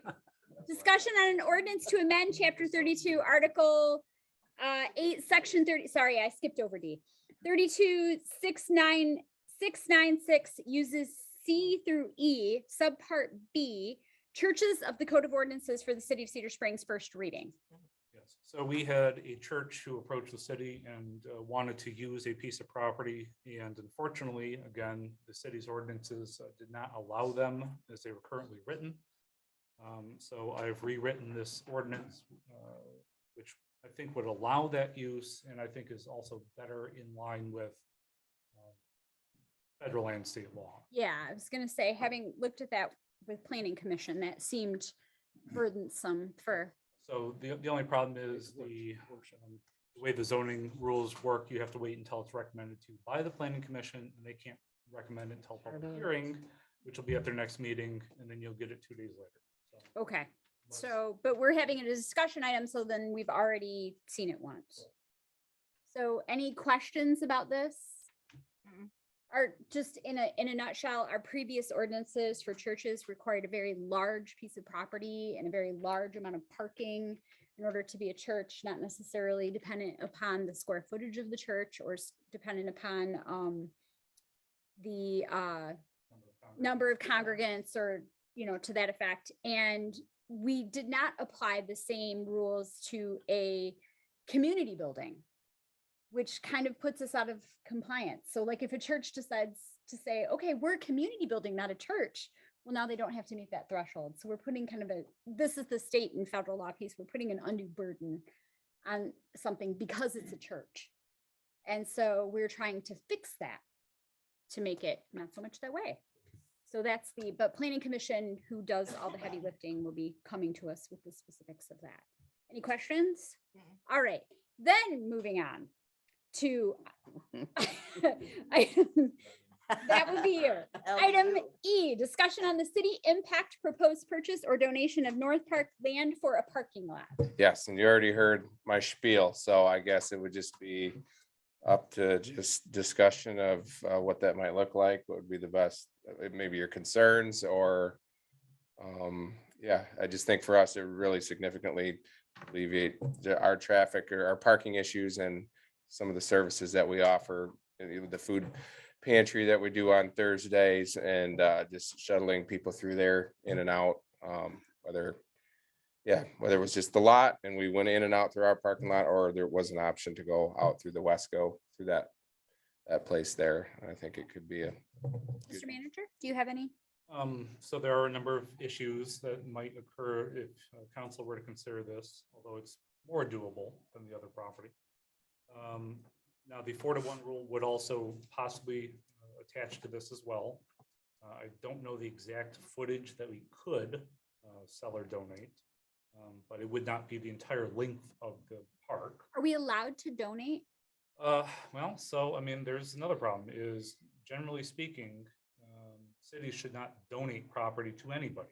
Right. Cities should act like a business in that way and sell at market rate. But legally, are we even allowed, being that they're a church? That I don't know the answer to that. And that would be a question for the city attorney's office. Okay. And now we get into, you know, the policy of the council, which is generally speaking, if somebody wants to approach the city and ask the city to do something, the city doesn't spend our money to do the legal paperwork and whatever, to then donate or sell land. Generally, it's the applicant, the person asking for it, would then pay for it. So I haven't done that step. What is the going rate for, do we know? I honestly don't know. Each individual property is, you know, on its own. We don't, you know, utility access and road access and all sorts of things. One thing that I was thinking about is there's no reason that we couldn't say, hey, City Impact, we'll allow you to use the North Park parking lot, which already exists, but it would require them to then, of course, walk across the park. No cost, no real problem. We might have to restripe the, you know, the parking spaces there, and they wouldn't have rights to park there. So if there was some other thing going on there, they wouldn't be able to kick them out or anything. But just How many parking spaces are over there? Do we know? I don't. Right now, I don't think there's any parking spaces. No Well- I lines. don't think they're painted. Yeah. Right, but square footage wise, I didn't know I'm trying, it's been a long time since I've walked cars over in there. 8, I was gonna say 10. Probably But- about in that area. But we're also not talking about, I'm sorry, I don't remember what the numbers were, $150,000 worth of paving and I appreciate the work he's put into it, but I mean, we've also got the issue of grant money. Mr. Can't remember his last name. It started with a Z. He did all the metal work for us. Oh, right. Yeah, great guy, but you know, when we accept grant money and then we allow somebody to put a parking lot or a driveway or whatever, it's under the law called conversion. Right. And it might prevent us from ever getting grant dollars again if we Take a convert it. park and make it into a parking lot. That's a problem too. How big is this parking lot gonna, I mean, like, how many spaces we know that, I mean, you do wonderful work for the Yeah. city, like, no Yeah, doubt that's- about it. You're growing Yeah. tremendously. And you were hugely helpful during the power outage. Mhm. That was amazing that you provided that Yeah, for warming the, space and yeah, for the spots, what did we say, Brian, like 40 or 50 spots? Significant. And my thing is, this is why I, like I said, it would be even for us to use. You mentioned the other lot, of course, if someone's using it, can't kick them out. I almost see the possibility of whatever arrangement is able to be come up with if we did something and that the public could use that lot back there, and it would be maybe the walkway we maintain and are responsible to keep that parking lot plowed and that drive clear and things like that and use that space. And I don't know if it would ever be such a thing as like an easement or something where the city even owned it, or if they did donate it and we put the expense in, there was some sort of agreement or some sort of thing. can someone else, I'm sure they can, because we did this at Morley Park. Make a parking lot. Could they make a parking lot on a city park that continues to be city park, but we allow them to use it? I mean, I don't see why not, but these are questions for the city attorney, because like I said, there's all these other little issues that would have to be resolved. Do you need to own it? We don't need to own it. No, we just want to solve the parking problem. I would hate to see the city lose grant money. I wouldn't want that to happen. Yeah, and be the responsible way for that that works is, for people who might not understand, part of what when we apply for grants for things like parks, is we have to show that we've maintained a space as a park. And if we have a space that's a park and we quit using it as a park, we sell it off, we lose that as part of the showing that we have maintained a space as a park. Mhm. Does that make sense? Like, and we're quite aggressively seeking grant money right now for those kind of improvements. Yeah, that makes sense. So for us, we don't need to own the land. I mean, if it was something, that's why with the discussion and the thing, Yeah. whatever's best, if it was given for $1, we did whatever they wanted, or it's city maintained it. We put something there and you allowed us to use it and whatever kind of agreement. We just are trying to alleviate the parking problem over there, and it would We be. have had outside groups, but the community building development team built the amphitheater and then donated it to the city, and then is used by people from the community building development team periodically through scheduling with the city. The pavilion in Morley Park was built by an Eagle Scout and donated to the city. So there is some structure for that. Sorry, Madam Mayor, if I could. So I was just measuring the property. It appears to be about 100 feet wide and 265 feet long. So 300, 400. So you could theoretically sell them about 125, 130 feet. Theoretically. But you know, there's also a question of, are we going to allow access to a public parking lot through a private parking space? Now we need an easement. There's a lot of footwork here involved yet. But you know, at this point, I'm just trying to figure out, is this something council wants to do?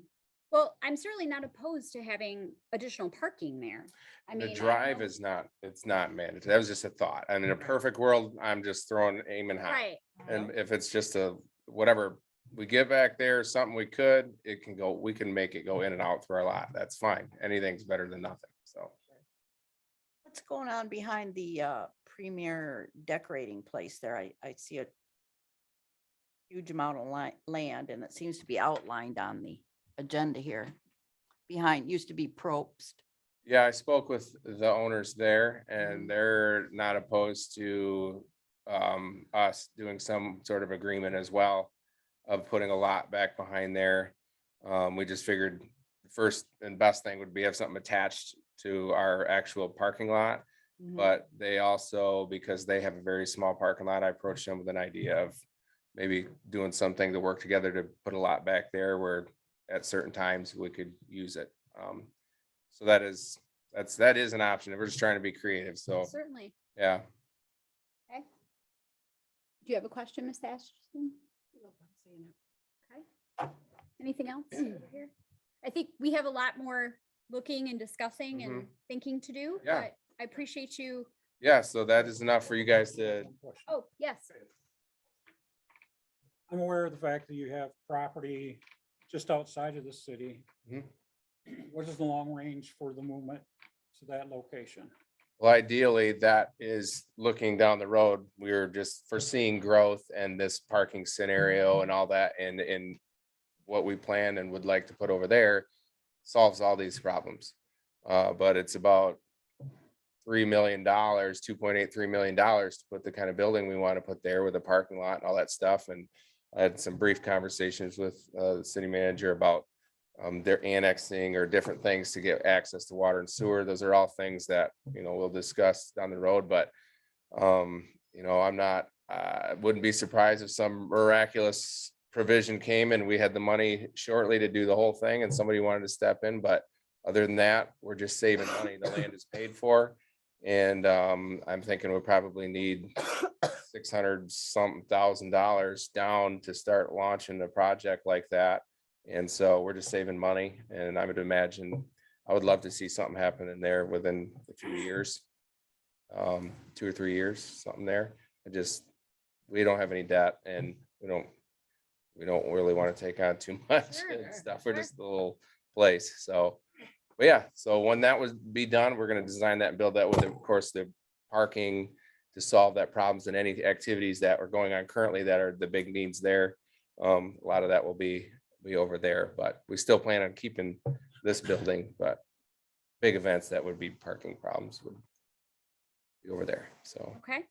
Other questions? All good? All right. Thank you. okay, yeah, thank you. Thank you. All right, moving on to discussion on the proposed White Creek Flats multi-family development. Would you like to hear from one of the applicants? I would love to hear from one of the applicants. And of course, I've looked at this map and there's 2 norths on it. I'm not sure who did that, but when we were looking at it, Between 2 norths. there were 2 norths. Yes. Directional arrows. We got a little confused. I'm like, so which one of these norths is actually north? I didn't take the plan with me, but Doug Gallagher, Fusion Properties. We were at Planning Commission on Tuesday. We're proposing 164 units. As part of that site plan approval, there will be a rezoning and it's currently in Solon Township. and- Solon. Oh, Solon. Didn't even get it right. Anyway, part of this project is taking water and sewer quite a distance from where it's currently located in the city to this site. It's an expense we are willing to pay for. But basically, we're requesting a tax increment financing method where the city gets tax income immediately, but we are able to recapture some of those off-site utility extensions over a period of years so that makes the project doable, quite honestly. Without it, I'm not sure we can meet the rental rates that we have to get into Cedar Springs, but. I'm Jerry Balco with Warner Norcross and Judd. And, I'm working with Doug. We obviously all know the environment we're in with escalating construction costs. And one of the things Doug was trying to do is to find a way to essentially make the project pencil. I think everybody understands that infrastructure costs are ones that you put in and you don't get paid back right away. So one of the things that we had met and talked to city staff was coming up with a unique way of finding a way to offset some of those additional increased costs. And one of the ways under this proposal would be using the brownfield program. And the city of Cedar Springs is not a core community. So under a traditional brownfield approach, any project will be limited to demolition, lead and asbestos, and any environmental costs. There is a unique structure that other communities have used in partnering with the state land bank, where you can qualify a property under the brownfield program. And it essentially opens up the additional core community benefits to any community that partners with the land bank. So we had talked about seeking the city's support to pursue that structure with the state land bank for this project in order to help offset some of the additional infrastructure costs. This is all based on tax increment financing. There's no request to ask the city to pay for any of those expenses up front. And it's similar to the DDA, this project, there would be a significant investment. The property taxes generated from this particular property would increase significantly. The brownfield program would allow capture of a portion of those property taxes to reimburse the developer over a period of time. Based on the current estimates, it's either a 10 to 12-year projected reimbursement period. There was also discussion about, the city paying for this. This is all new tax revenue. This is not anything taking from any base value. This is all incremental, generated specifically from this project. Where under the Brownfield Act, it's not just utilizing the city's taxes, it's utilizing all of the taxing jurisdiction, which includes the county. So Mr. Womack, I don't know if you want to talk about the memo that you had shared with the council, and we can respond to some of those items if you'd like. Well, what I told council was, Mr. Balco will explain it, but it's, Okay. to me, it's just legal magic where he's gonna make this brownfield thing work. So the memo I wrote council basically details, at least in my eyes, the three major aspects of what's being proposed. And Madam Mayor, you were in this meeting, so you I was. had a preview of it. A couple of meetings. Ms. Falcon and I have sat down with Mr. Balcon. We've obviously been through at least one hearing with the Planning Commission. And just quickly, I'm gonna interrupt. We've done TIFs for businesses before. We did one for Display Pack. So it's that same sort of structure of that's what we're talking about. That's what they're talking about, just not for a industrial or business in that structure. So it's more similar to the Redbird and the brewery. Yes. IFTs, but in any case, as Mr. Belk indicated, this is not the city writing a check. This is, agreeing to basically give a tax abatement for a number of years after the project is completed to pay the developer back for their upfront costs. And it's a percentage. It could be a percentage. I think at least with the numbers that have been put together, it's 100% tax rebatement. I think we could say, well, we need some amount of money up front to, For how, costs. what is the, for how long? So, Till they Mr. go. Belka, I think he has the numbers 10 or 12 years. Yeah, and just to clarify, this is not a tax abatement. The property would be paying a full tax bill. What the Brownfield program allows is a portion of what that tax bill is paid. The Brownfield Authority would capture and reimburse the developer. Any debt millages or anything like that are not capturable under the Brownfield program.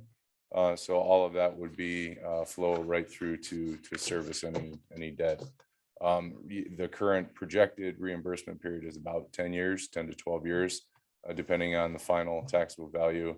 One thing to note, currently the city's not getting anything off this. It would need to be subject to the 425 agreement to come into the city. The current taxable value on the property in the township is about $26,000. So they're obviously projecting a significant increase with this proposal. Yeah, my one concern, that we talked about this, if it's 100%, is we still have to provide services such as fire and policing to a substantial increase in population, because there's nobody there. right now, and we're gonna have 300 people. I mean, 164 units, depending on how many, Way more than that. Okay, so 400 people? Spitball? again, depends Whatever on the how many quality people is. live per unit, Well, but you, to your point, Madam but these Mayor, are all people that are going to need to be able to show up to vote. These are all people that are gonna need to have medical calls. These are all people that are going to need fire protection. These are people that are gonna require police services Mhm. You're- that we have to pay for. You're absolutely right. And one of the things that we did talk about was instead of proposing 100% capture, would be dialing that back to allow a portion of that to flow through to the taxing jurisdiction. So that is certainly an option, you know, that we had talked about to try and address that particular issue. See, legal magic. I'm just saying, these are some of the concerns that, I mean, because we are talking about, like, Display Pack doesn't have, 400 people that might have medical calls. I have one Sure. question, if I could. You've mentioned the 425. We're aware of the 425. Out of the 425, that allows the Solon Township government to collect their portion of the taxes that are going to be placed on that. How does that work then, Darla? Would they be paying for our services provided out there also?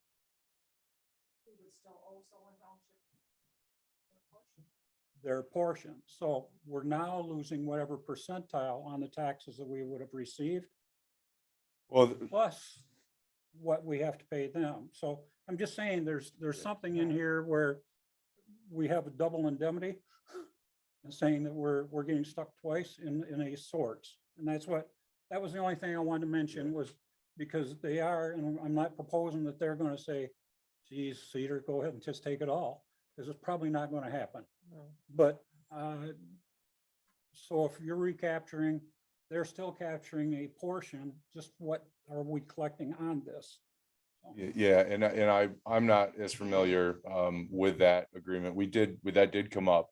And we did talk about addressing that on the percentage basis somehow to offset that. So that is something that was brought up and certainly willing to try and figure out a way. So, the goal here is not to make, is not to take anything away from the city or make it in a worse position. Obviously, we're all trying to put our heads together and figure out a way to bring this development to the community, which we think obviously in long-term basis will be a great thing for everyone. But to that point, that is something that, this is not in final form. What we're here tonight is to discuss the conceptual approach here, and hopefully gain support, answer any questions, get anything in the clear. And that's one of the things that would certainly be on the list that we would need to address. One of the things that I said is, per our master plan, and I know we do feel like there's things that we need to update or change in our master plan, but one of the things that we were concerned about is having housing that is ADA and beyond ADA compliant, zero step. He said that would be one of the things that they could factor in to make a percentage of them meet that requirement. Yeah, and just to clarify, not putting words in my client's mouth, but he's the one building it. So Right. it was one of the things that I think, and Doug, you may want to talk about the buildings itself because this is not your kind of traditional. So the building concept we have, they're basically 2-level units. You're either on a first floor unit or you're on a second floor unit. By code, every unit's on the first floor has to be considered accessible. So it has a certain width wall. There's no steps or a certain width door, no steps. It's easy to add grab bars. And then in addition to that, we're supposed to have a certain percentage that are actually barrier free. So accessibility would be automatically included, and as well as required. So That's a thing that for our community, as we are looking going forward in master planning, that we feel is important in new construction. And then quite honestly, and what we find in our communities is we actually have quite a few seniors that move into our community. Right. That may sell houses and they're not taking care of a home. It's a good in-between between a final rest home type environment where they have to have care. So it puts everything on one level. And I know we don't want to be like Rockford, but we've done a similar project like this in Rockford behind the Myers. So I said, I don't want to be a Rockford. Okay. I didn't want to reference Rockford and say it.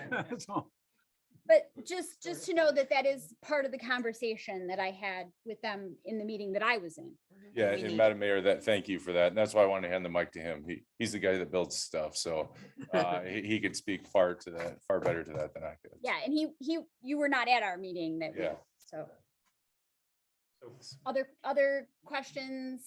Ms. Powell, you look like you, The only thing I had a thought about was, school bus, common school bus pickup areas and drop off for kids.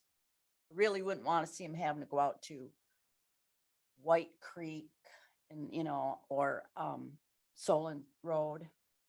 If there was somewhere in that development that had a common pickup drop off Well, in Perry, spot or two. Perry Run, they just do it like on certain spots on the road, like along the way. Mhm. Ms. Powell, I did forward your concerns to the school superintendent.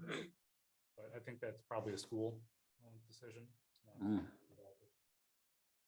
I was in a housing development once where that school bus stopped at least twice on every block. It was just awful. And I thought, why can't these kids walk a block? Yeah. well, that's actually like a part of the Safety. policy, yeah, for safety on how far kids can walk. That's a school thing.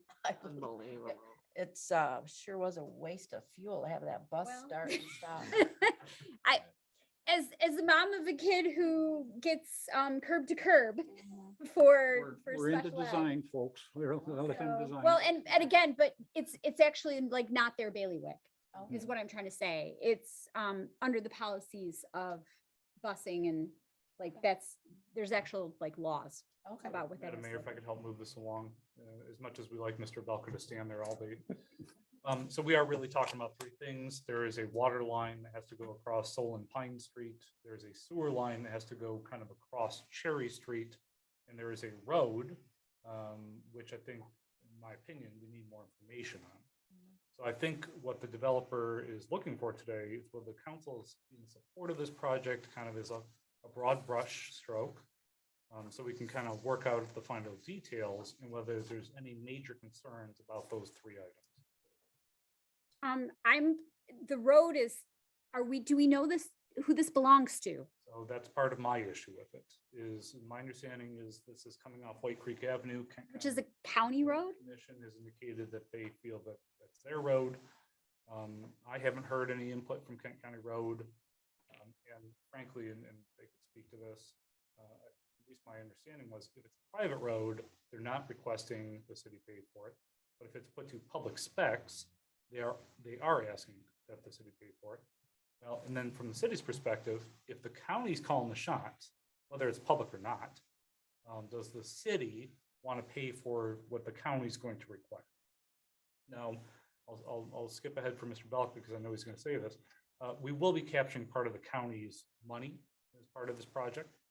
And so I think he would indicate that if the county requires it, well, we're still capturing some of the county's money. But I did want council to at least think on that. What kind of percentage would we be capturing? Roads are expensive.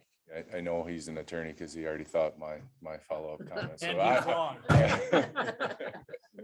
No, he's exactly right. And yes, that was going to be a comment, is to say, we are asking the city's Brownfield Authority to support this through tax increment financing, but the Brownfield Authority does leverage some county millage in there, and it's about 40%. So of the 1.5 that's in there, and Mr. Womack is correct, if it is not required to be built to a public spec, the developer is not seeking TIF support for that road. However, if the county does require it, It says it's a county road. it's a county road, so then we would ask, and obviously part of that burden would be put on the county. So they would, in a sense, helping to be paid for that. Under the 1.5 right now, it's about a $600,000 contribution from the county and other taxing jurisdictions outside the city millage. And we would get a road out of it. Get a road out of it, possibly a bus stop, but that's not. Well, the problem with the road is we don't know if the road will go through. Because at this point, the intervening property has not promised that the road right of way will be granted. Oh. Speak to that 1 second. Yes, please. If it is a public road, I agree, at this point, we don't have an easement across the neighboring piece for a public road, but that will be a public access to that site. which will almost immediately open up to more housing, which will bring in more tax dollars. And when he or she, whoever they are, comes to get their plan approved, you will have the ability to say, we want this to be public street. If ours isn't a public street now, You're saying like eminent domain. well, I'm just saying, No. you have the right, saying- you kind of have the right to tell me it's got to be public. You will have that same right with him. Because it's an easement, you're It's a saying. condition that you Yeah. would place on any subsequent. plan. So right now, if I put in a private, technically he doesn't have access for a public street at some point in the future. But I also don't have to deal with it. You don't have to deal with it. You're right. But that was the other part is we're coming into this situation and we understood that the city at some point wanted to have a street Well, going straight through. In theory, So, we are open to however the city wants it to be. Just if we're gonna make it a city street, it's gonna be a city street. sure. It's more cost, so we'd like to have it in the TIF recapture. Okay. Mr. Manager? No, I will reserve my comments. Okay. I've looked at this map until I'm cross-eyed, by the way. So, okay. Ms. Powell, anything else? Ms. Atchison? Good luck. I think it's something that our area needs. But, getting the right agreements and everything in place takes a while. And we just don't want to end up with a loss, and not being able to recapture tax dollars that we need to help that area. So just working together, that's the only thing that probably we gotta look into. Okay, Ms. Hamel?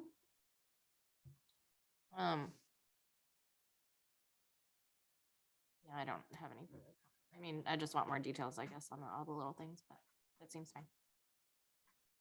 You don't have any questions we're talking about this is a discussion where we're trying to say like, how do we want to move forward or do we want to move I forward? say, While I like the platitudes, we are talking about some serious things. Right. I've made some recommendations. Mm-hmm. And these people, they don't want to wait forever to get answers. Exactly. So I mean, the water line coming across from Pine Street, I think is a no-brainer. Yes, I think that is eminently good for the community. I agree. And should be approved of, post haste. Sewer, Sewer line's a little bit more questionable because it doesn't really benefit the city as a whole. It doesn't really benefit the public as a whole. It benefits just a couple of property owners. Now, I think there's some wiggle room there and probably ultimately it's a good thing, but maybe the developer might need to convince you guys a little bit more on that point. But right now, I have questions about the road. I don't know what the county wants to do. And I think the road's a bit more complicated than we're thinking at this moment. how do we get clarification on that? Normally, I'd say, hey, developer, you're the ones who want this. Why don't you go to the county and say, give us a written opinion or whatever that they want. Of course, the city could reach out as well, but we find the bureaucracy of County Road Commission to be in impenetrable fog. But maybe we need to have a three-way and sit down with them and say, hey, what are we doing here? I don't know, did Bill have any? Bill and I have been on this project, but I don't think, if he heard something, he didn't tell me. Okay, I just, Bill is like magic. One So comment.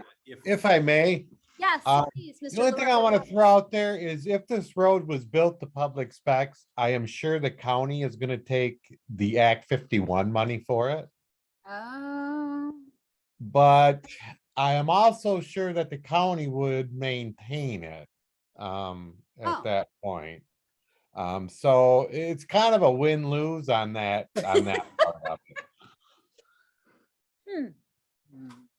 Okay, We are more than willing to get with Kent County Road Commission and find out what their desire is. But if we had what city council would prefer, we can definitely steer the discussion one way or the other. Because currently it's shown as private. what kind of Act 51 money? We're talking about maybe a quarter mile. It's not much. And frankly, I think at this point, it's kind of offset by the lack of maintenance that we would have to do on it. What is that? What's the Act 51? Act 51 money is when you buy gasoline, you pay a certain amount of taxes on that. That's And then- then redistributed to communities to take care of roads, patching and snow maintenance. That kind So of. that's a revenue stream that we get from the state that we use to maintain our roads. I think that's the smallest of our concerns. Okay. Really, I think that this concern here is, do we want to see a public road go through to Cherry Street at some point? Maybe in Ashley's lifetime, not in mine. Because she's so much younger than you. And do we think this is a real possibility? As I've indicated in my memo, the intervening property owner, at least at this point, doesn't seem to indicate as such. Plus, Cherry Street as it exists on the east side is not an all-season road. And we have a culvert there at Fifth Street, which I think we got a cost estimate of $1 million to fix. So, I mean, this is a real long-term project. So they could put a public road. Is this the road, is this road like the only option? Well, There's it's no it's- other It's options? the best option. Yeah, I was gonna say, and Okay. now, and you live on this road. Help me with, there's an easement that goes through, because that's supposed to have been, isn't Cherry Street supposed to have went through like forever? There is not. This is something that the city had been orally promised by the intervening property. owner, Got it. So there isn't an actual easement. And that has since been disclaimed. Got it. Okay, Madam Mayor, may I intervene here a minute? please. One other thing I do want to mention, and I did mention this to the developers, I just want to make sure everybody's aware of this, our well capacity issue. Yes, we're working on a new well. I want to make sure that it is clear that these developers could start their development and get halfway through it, and all of a sudden Eagle says, I'm sorry, you're at capacity. We're no longer going to issue any water main permits. It is a possibility. The other thing that I just want to throw out there on the road, maybe these developers should get in with the other property owners and see if they're willing to put some towards this road, or if there's any chance of them working together on it to make this happen and not necessarily putting as much of that burden on the city to develop the road. Okay, It's always nice to ask for money, but you don't shoot a duck for quacking. They're trying to make a buck here. And and this is the reason I made the recommendations I did. The utility access to the water is hugely beneficial to the city yes, and to the public. of yes. The sewer's a little bit more questionable, and the road more so for the reasons stated. Yeah, I mean, the property owners, we could go to the property owners and say, where's your $500,000 towards this project? But, it's what it is, I guess. Okay. Ms. Hamel? Ms. Race? I see a lot of things going on right now that are not mingling at all. I think it's fantastic to bring something like this in to the city.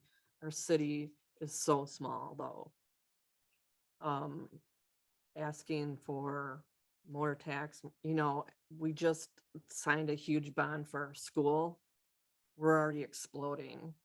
And this is just gonna bring in more. We just added another 100 and some homes that it's going through a process right now. I think it's a great idea. I just think it's too big. It's too big for this area right now. We're just not ready for it. I mean, Bill said, we could get halfway through and we're not ready for that yet. That's just how I see it. The public's gotta pay for this bond and then it's gonna be again and again, and it's just, we just aren't big enough for something like this. That's how I see it. Mr. Gross? I think it's the time and the place. My personal Would you like opinion. to elaborate? No, we need something similar to this, Yeah. okay? I'll be the first one to tell you, I was not happy when a development went at the end of my street because I bought on it, it was dead end. I understand where some of these other people on the east side of town were unhappy when they thought there might be some houses built at the end of their street because they didn't want more traffic on it. I went to them and it became the state, My question to them was, does it matter whether I want it or I don't want it? Their basic answer is nope, it doesn't matter because we're going to build it. Okay? It could be the state to come in and do this and it's not. I believe this is a reputable type person and they're going at it the right way. And I think it's the time and the place to do it. I don't see it anyplace else other than in that area within the city of Cedar Springs. I just have something real quick. Sure. You said you built one in Rockford, Story Point, I'm guessing? Okay, and how many units is that? Okay. All right, but the size of the city is completely different than us. So that's, That is true. I mean, quite honestly, what we like about the site is we don't like to push ourselves into a community. So what we like about this site is it's next to the hotel. It's close to the on-ramp. We don't have any neighborhoods we're directly impacting, which is why we like it. It brings housing to Cedar Springs. That's my understanding, and our market analysis says it's badly needed. And it puts it in a place that it has almost no impact to single-family homeowners. So that's why we like this particular site. Now, the drawback of the site is it doesn't have utilities. I mean, we have to bring utilities. Yeah, because it's not actually part of Cedar Springs right now. And the other benefit of this is the market is going to push the neighboring property to either put in a public street or he's going to develop it, which right now he can't develop it because it doesn't have utilities either. And that's going to bring a whole nother round of income. It could be single family homes, could be townhouses, could be a condo project. It's going to be some sort of housing, additional housing that's needed, but more importantly, additional tax dollars that don't have any recapture to it. Yeah, I appreciate what you're saying about the additional tax dollars, but I really don't think that's like the most persuasive thing to us. Because tax dollars for us is money that we get so that we can provide services to people. Like we're not a business, we're a service provider. And you're also saying we're going to bring 300 people that you have to provide services for. So, I mean, well, but I mean, just the whole piece of it. I mean, that has to have water, that has to have fire, that has to show up to vote. We're right at the cusp of, if we get, I think it's 200 more people, we need another voting station. We have a whole, like, we're kind of, and I think that's wonderful. I'm happy to have more people come to Cedar Springs. But then I also have to be able to provide those services for all those people, which is what the tax dollars are for. So that's the piece that's concerning to me. And so if we're putting all of the money that we would capture in tax dollars to pay for fire and for voting and for schools and for into a road and into a sewer and into it becomes problematic for us. Just if I could clarify on that, as I mentioned, the brownfield doesn't capture everything. If there are any debt millages for a bond, that is not captured by the brownfield. All of that is paid full Right. freight and goes directly to them. Sure. And I also understand that that would be true for like our water debt piece, but that doesn't make my fire department show up. And that's where we said we can, if there's a percentage that we need to dial back to allow some to flow through, there's some flexibility that we can work with. Yeah, Because because as we said, right now, there's nothing. Because that's my nothing. right. But we also don't have any people there that I mean, it's not our property and there's nobody living there that I have to send Marty out to go get off of a second floor when it's on fire. So that's my concern. Is again, I'm here to provide services and I do that through dollars. Madam Mayor, if I could. Sure. What is it that you're looking for that would alleviate your fears or concerns about what's been? I guess I need some numbers on like what is the cost on this road? And what is the cost on the water piece of it?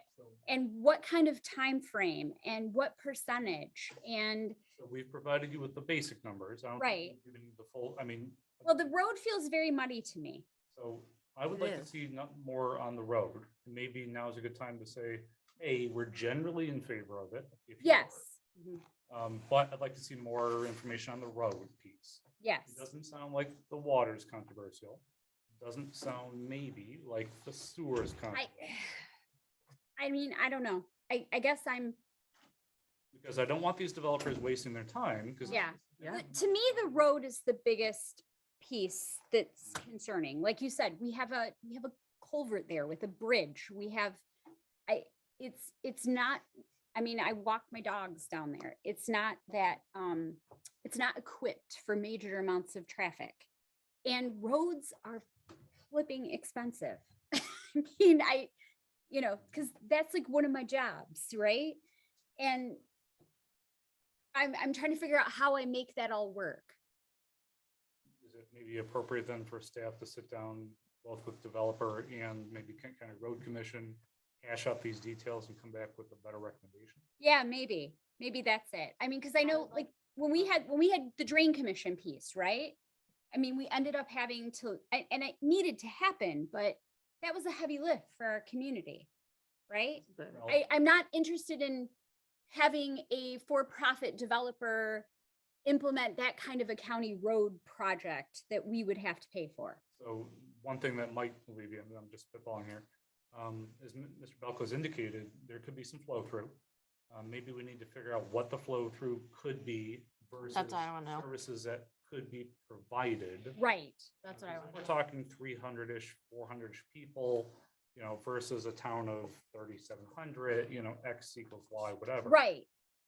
That might be more beneficial at the same time that we're working out the Kent County Road Commission. portion. That's the piece that and because I know what our med run numbers look like, right? And I am gonna assume this is gonna kick us over to we're right at the threshold for needing another voting station. 500 people away. So, I mean, We need to split prior to getting to that threshold. right. So, I mean, these are the pieces of services, like I have to pay for people to vote, right? So then I got to get another voting machine and I have to have another, I mean, I can, there's stuff I can do, but I have to be able to pay for it. Understood. Yeah. That's my concerns. And I appreciate when you say that there's a percentage. I guess I need more numbers. At the same token, if I may, as more people are going to shop in Cedar, as more Sure. income's going to come into the town. The restaurants, the bars, everything like that along the line is going to prosper also. So it's not necessarily just all the taxes coming to us. It's what's happening in the rest of the community that's going to make us thrive. I don't disagree, and I'd love to have that, but I got to be able to pay our fire department to show up. Yeah, understand. I mean, that's what you're raising as a growth question, right? Do we want to grow? And if we want to grow, how big do we want to grow? Or if we don't want to grow, that. I am pro-growth. I would agree with Mr. Gross in that capacity. I like the idea of growing. I just need to make sure that the growth can be supported with the tax dollars that come in to provide the services. I don't want to have to strain my services to provide them for people because we're trying to put it into the structures. Does that make sense? It certainly does. And I think to the council members' point, yeah, I mean, you bring the people in, there's spin-off growth. It's not just property tax growth for this particular property. So there are other added benefits. Absolutely. And jobs, I'm assuming.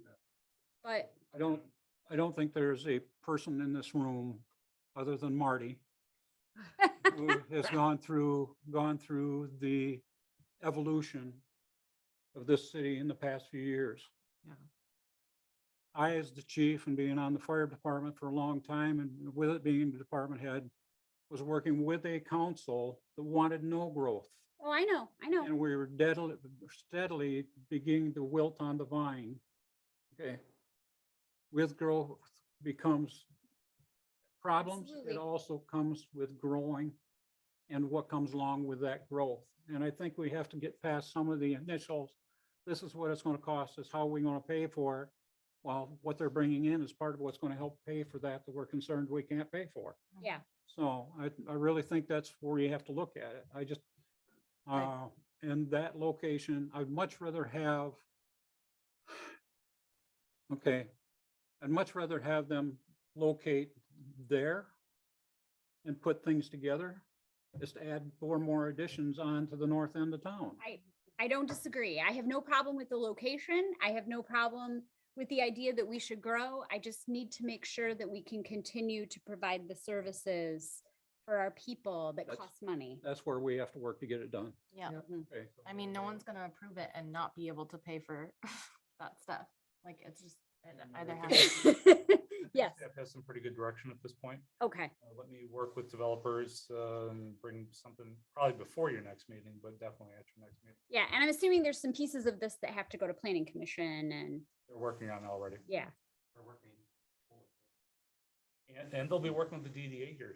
Oh, Killing it. Right. with that Kent County piece, I think the three of you together, talking to them would be the best. I'm sure that's what's. gonna Yeah. happen. Yeah, because then we know what was said and you can work on it all together, so. I think that's, And roads are hard. I mean, just saying. So, not saying it can't be done. I'm just, that's my biggest concern. Okay, so otherwise you guys are generally in favor and we'll bring back more information next time. yes. Yes.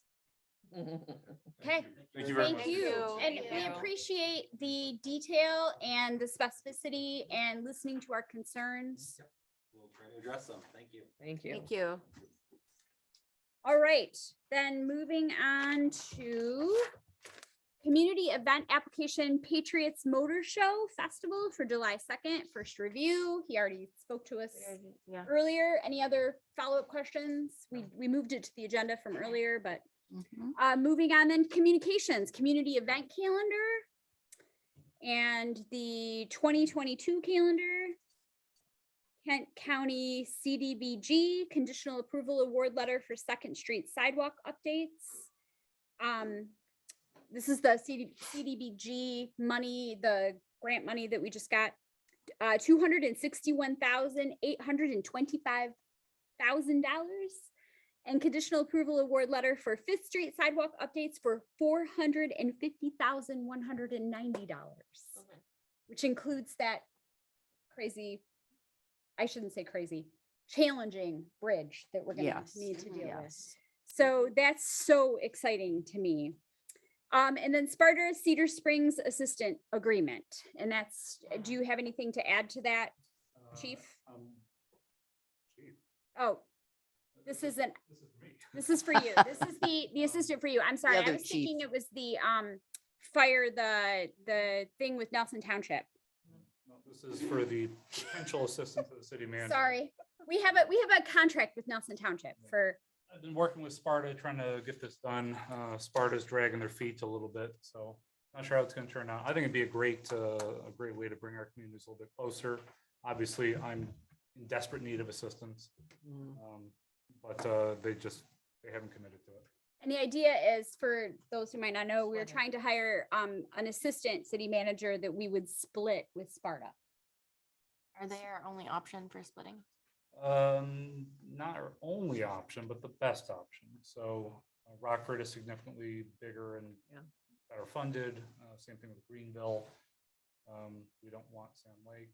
And Howard City is a bit far away and Okay. Yeah, Sand Lake has an overarching different structure. yes, that's the reason. So they're a what, village? Yes. I've heard And we these did it with- splits to be if we quite Did it with a successful. bigger city or township or whatever. Couldn't they just pay like, couldn't it be like 60-40 or something? Well, we've explored that with Sparta as well, so that we could have them 3 days a week instead of, Oh, like us be the 60-40? yeah. Mhm. But I think if Sparta doesn't pull through, we actually do have full funding in our budget this year for us just to have somebody full-time. Yeah, we allocated budget money to hire Like an a- assistant manager. This is an attempt to reduce, I forget how much we had in the budget, 60,000 down to like 22,000. Okay, Mhm, mhm. this is an awkward question. Like we have enough for a full-time person for like a good full-time person? The money's not the problem right now. Okay, it's just like the applicant pool. We've got advertising out for 3 jobs Okay, and we're not getting the applications. Yeah, we need DPW people. Hello. We need, but is it because the salary's too low? I don't know how to answer that. Salaries are always low to the person who you're trying to hire. I think, I mean, look, if you want to get in the shortest line in the world, falling behind those people who think they're overpaid. But our office is great for a lot of reasons. 4-day work week is an amazing thing. We have a very generous vacation policy.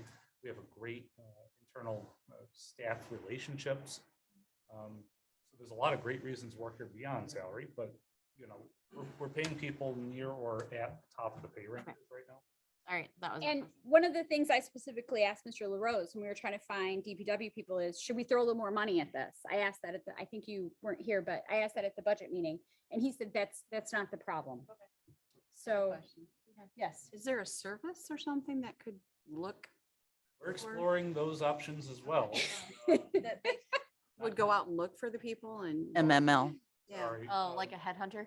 We Yeah. could, but as you guys probably, well, Madam Mayor certainly knows, I think the MML charges between $15,000 and $20,000 to find a city manager. Yeah. That's a lot of money to be hiring somebody else. Right. I thought you were going to ask about maybe splitting services. So Ms. Falcon has been exploring the possibility of having payroll or something else handled by another municipality that we would just pay them for that work. Oh, yeah. We're exploring all options. Okay. But as you guys know, the pandemic and all sorts of other things have just wreaked havoc.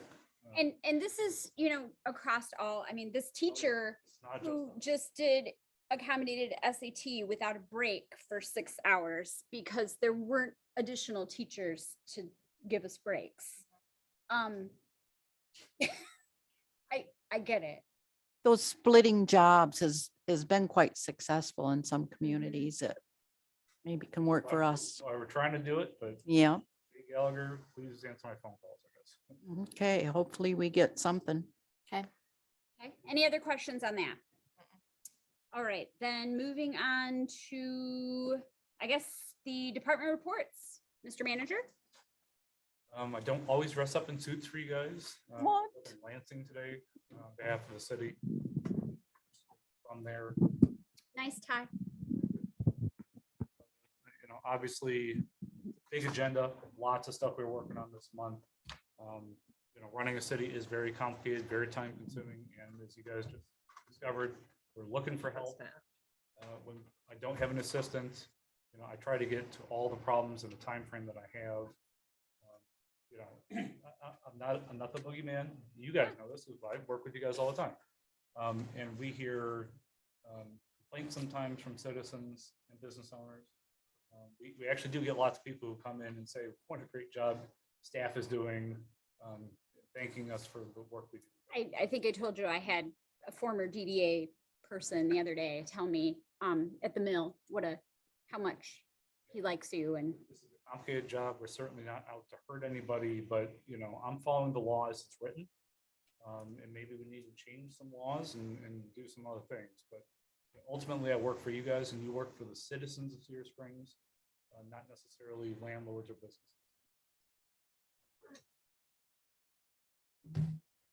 okay, anything else? Department of Public Works, Bill. My I'm amazing roads here. guy. Yeah, I'm sure you guys saw the main streets closed. The work hasn't really started on the bridge. The only reason they closed Main Street is they had to move some electrical, which they're working on now. I don't know when that's going to be complete. They did all the underground work. They have to set some poles, and I don't see them coming tomorrow. I don't think it's going to happen until probably next week. Other thing I want to throw out there is on the development. I think it is a great thing. I think we need it, but I wouldn't feel I was doing my job if I didn't say the things that I said in some of the meetings. And that is, we've got a development going in with houses. We've got an industrial park coming in. And from a utility standpoint, if something were to hiccup on this new well that we've kind of started looking into, we would be in a really bad spot. I just want to throw it out there. Not that I don't want it, but I think all cards need to be on the table. Absolutely. Is there anything specifically we should be exploring on moving the new well forward, or how we might avoid hiccups or hiccups we should be looking for? No, nope, everything's going good on the well. It is time consuming, but Mike's been working on the property and we've already started with Eagle.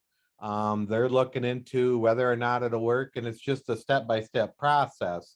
But like I said, this is, when we looked before, this is one of the only properties that would work for a well. If it doesn't, we're back to ground zero and starting over again, trying to find a property where we can put a well in. When will we Well- know that if this works out? I'm gonna throw out 6 months. Okay, And that's just to know if it's okay with Eagle. Then we go into boring. It's a 2-year process before you actually probably have all your answers in a well started. We'll have a real good answer, I think, in 6 months okay. on whether or not we can start. But then it's going to be a bit of a process. And as we grow, I would hate to see us be in a position where we want a business to go in an industrial park and we want a development, but you got to tell one or the other no, because we don't have the water capacity. I don't want to be there, you know? Absolutely. We're told we're starting to have some drain field issues. We're saving money, working towards doing it. However, it's not here yet. I can't say we can take all the sewer in that all these places want to go and be comfortable doing so. It's not that I don't want it, not that I just want to put Right. all the cards on the table, or I wouldn't feel like I was doing my job. That's So, exactly what we want you to do. yep, Thank you. and yep, you're very welcome. I hope everybody has a happy Easter. Yes, you too. And I just want to say, Bill, I really appreciate, again, this girl from Flint, the attention to detail that you have always paid regarding our water. And Yeah, I know thank that you you. live in the city and that you drink the water and you use the water. And the amount of detail and carefulness that you have put in to all of the processes with our water, I'm exceptionally grateful for. Yeah, but Cedar Springs is my home. I work at home. That's one of the best things you could have. So thank you for that, Bill. You bet. All right, moving on then to Police Department, Sergeant Probst. I just have one thing, with the Main Street Bridge closure and detour, we've had to step up our traffic enforcement on Cherry Street, Fifth Street, Pine Street, I live on And- Fifth. and surprisingly, the White Pine Trail. Oh dear.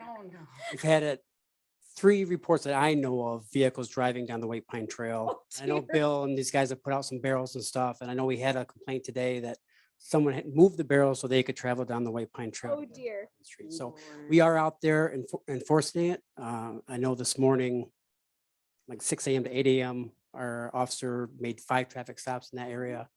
So we're trying to curtail it and keep it under control best we can. May the force be with you. So thank you for that. I know it's complicated for everyone, but this bridge so needs to be done. So thank you for the extra work you're putting in on that. Anything else? That's it. All right.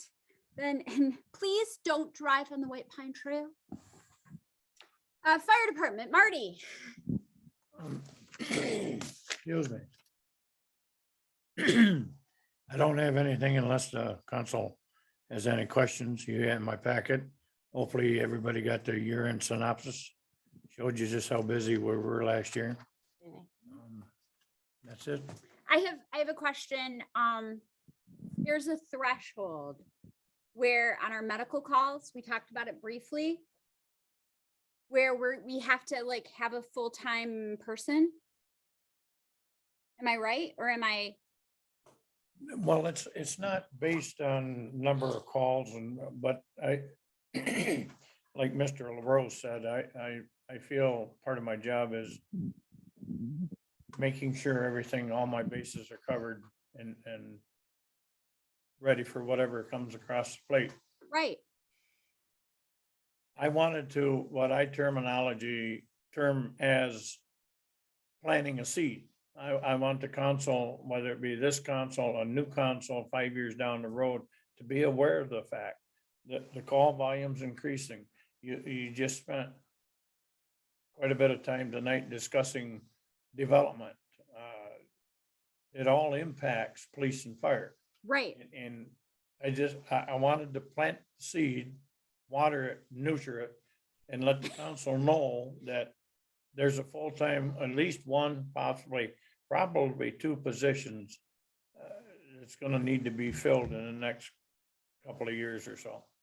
You know, the sooner the better, but we have the facility. We may even need to reach out and require some more staff. And from what I'm seeing here at City Hall, that might be a task upon itself. It's just, you cannot get qualified, good people to do what we do for what we pay. So a full-time position would help remedy some of that. We're growing, the city's growing, our call volume's up, again, expenses are up. We need to seriously look at full-time staff. It's not based on just call volume, it's, a lot of it's got to do with it, but we need to look at that to protect the citizens. We have a contract with Nelson Township. We cover half the township. And Jerry's involved with Nelson Township, and I can see that contract lasting for quite a few years to come.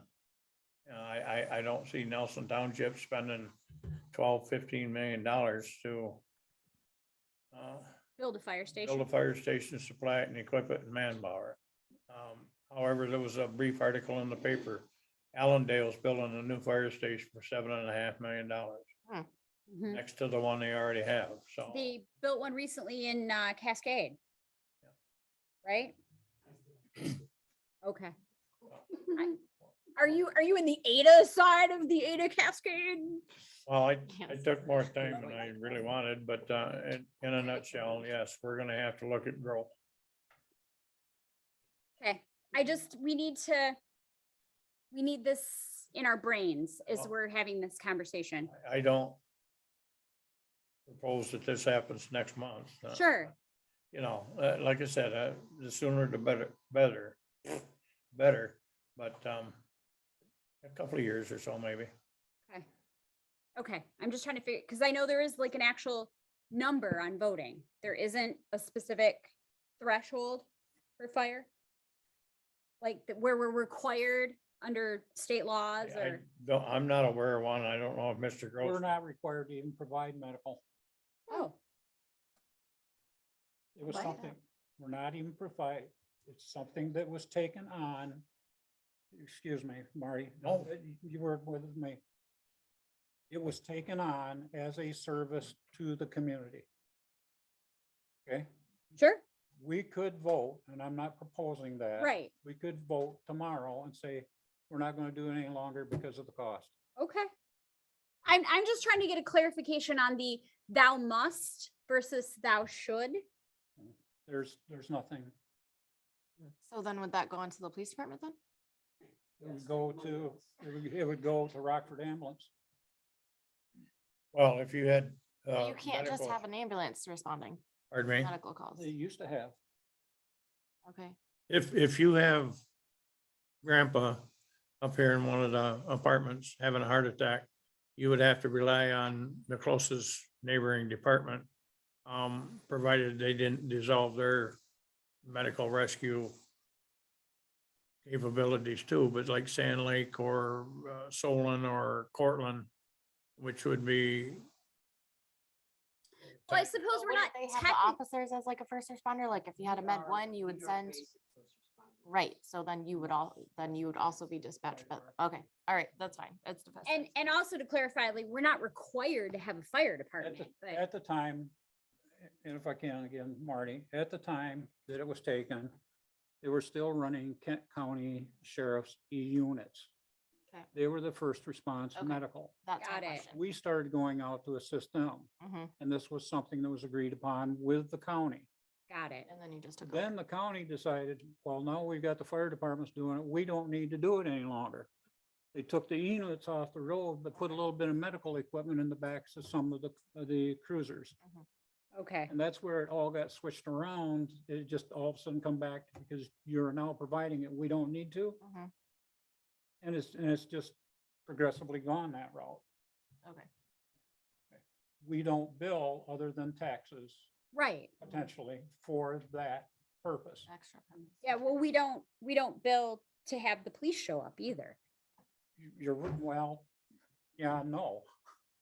It's covered in through our taxes and things. Right. So it's paid for, but it's the same thing as the reason with the dealing with various townships with our fire department. You are collecting monies from them to help pay for the cost of what Right. we are doing. Mhm. Which It's is where I not was saying, I thought we were talking about the not contract. necessarily in every county and every township is not the same with every community that does it. Right. We just happen to do it based on number of runs. Okay, Some of them just do it as a certain number of dollar value per year. Oh. I see. So Got it. That's clarifying. Thank you. Okay. And they're going up, our number of runs. it would be interesting to see how many were COVID related this year. If it could be. And the only way you know is you see a constant curve. Yeah, okay. Okay. Two claims, maybe. Okay. So, Okay, so, because as we're talking about this is all stuff we all got to bake into our brains. Mhm.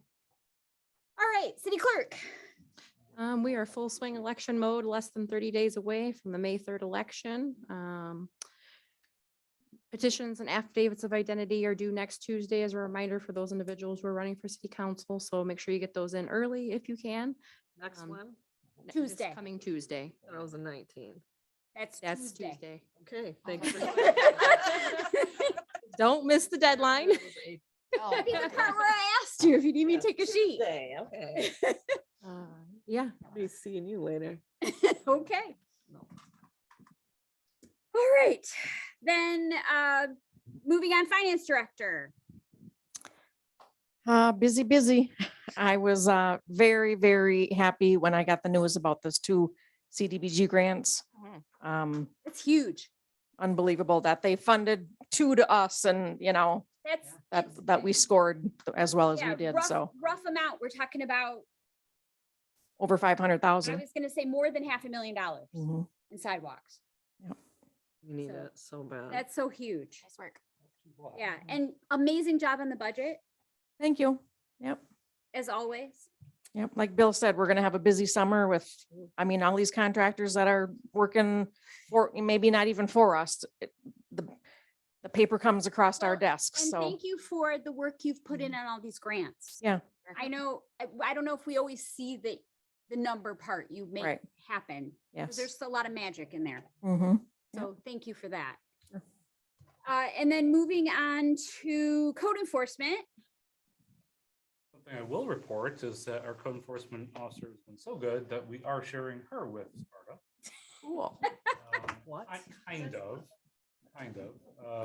It's technically a private arrangement between them, but it's something I encourage because she is good. Sure. and I know Sparta needs it. Yeah, and she's, I really appreciate the way she interacts with our citizens. And it's a hard job.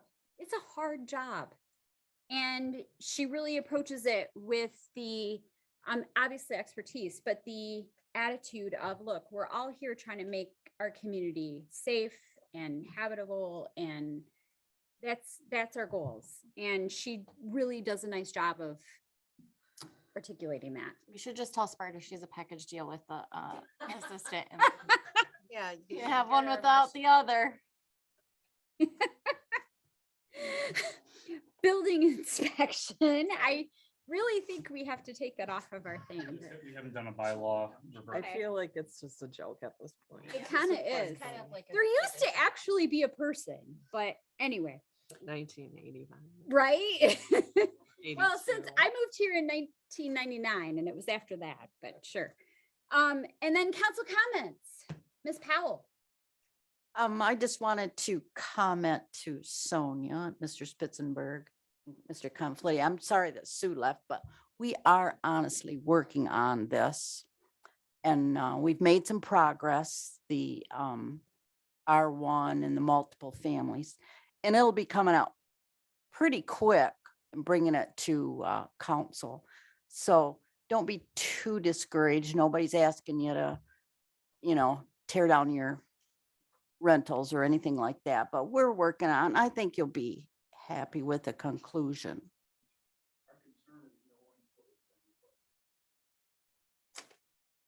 Madam Mayor, is this a public comment time? Well, I'm allowing, if you want to answer these questions during your, that's fine. You don't have to. I don't know why we can't, but everything that you pretty much said, we've been looking at. We have been listening. It's just agendas being jammed and discussions, and it'll work out, you guys. That's all I can say. Okay, Mr. Gross? I think we've all talked a lot. I believe we've had some good discussions, some good dialogue. We have heard what they have said in the past.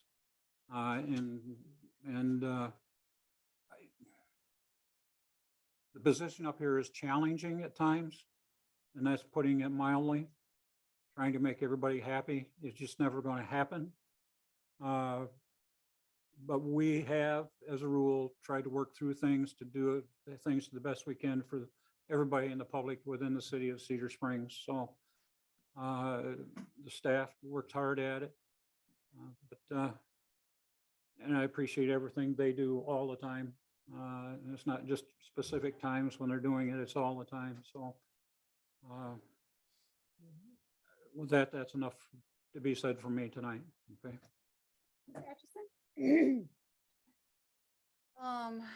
It's, the detour is interesting because I'm right on the corner of it all. For a long You know, I thought the traffic's really loud. Let me tell you sometimes 'cause they're mad, so they squeal out of there a lot. Yeah. So, but interesting. But I know it has to be done, so I'm not gonna say that that's that bad, but very busy, hard to get out. Oh my gosh. So It is an adventure. but it is a venture, yes. So, but it has to be done. So it just hope it gets done fast. Also, yes, we are trying to work on all the problems and things, trying to make it work out. So we are listening. Also, thanks for our wonderful staff trying to get things done. Hopefully we can work out the advantage of adding to our being able to grow and being able to handle it. That's the only thing. What do? You handle it first or do you grow first? I mean, you got to grow to pay for it, so that's what we're bouncing back and forth. I think there's a line, there's a Yeah. number. Yeah. Ms. Race? Oh, I'm stirring on this for a while. Make it good. It's upsetting to hear people that have come to a meeting or maybe two and assuming things. I live in a city. I live in the city just like all of you. And it's very hard to have to separate. We have so many things going on. And we have a excellent city manager. He gives us detail on this or this. It's not one-sided. It's, you need to see it this way, or we can do it that way. We all have common sense. We know what is right and wrong. It really bothered me tonight to hear that I was someone that judged landlords. Now, never once did I say something like that out of my mouth, not once. And to say that in front of the public, and it really bothered me. I've never, honestly, I'm talking to you, but I've never even met you. And it's very, it hurt me. You've been here Have you been through all of these? All of them, every one of them? Okay. Yeah, and I work full-time and do this as well.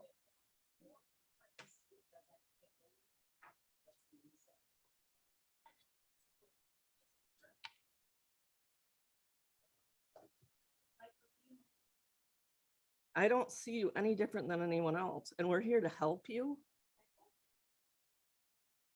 Absolutely, and I would think that you would have heard that through the meetings that we've been talking about.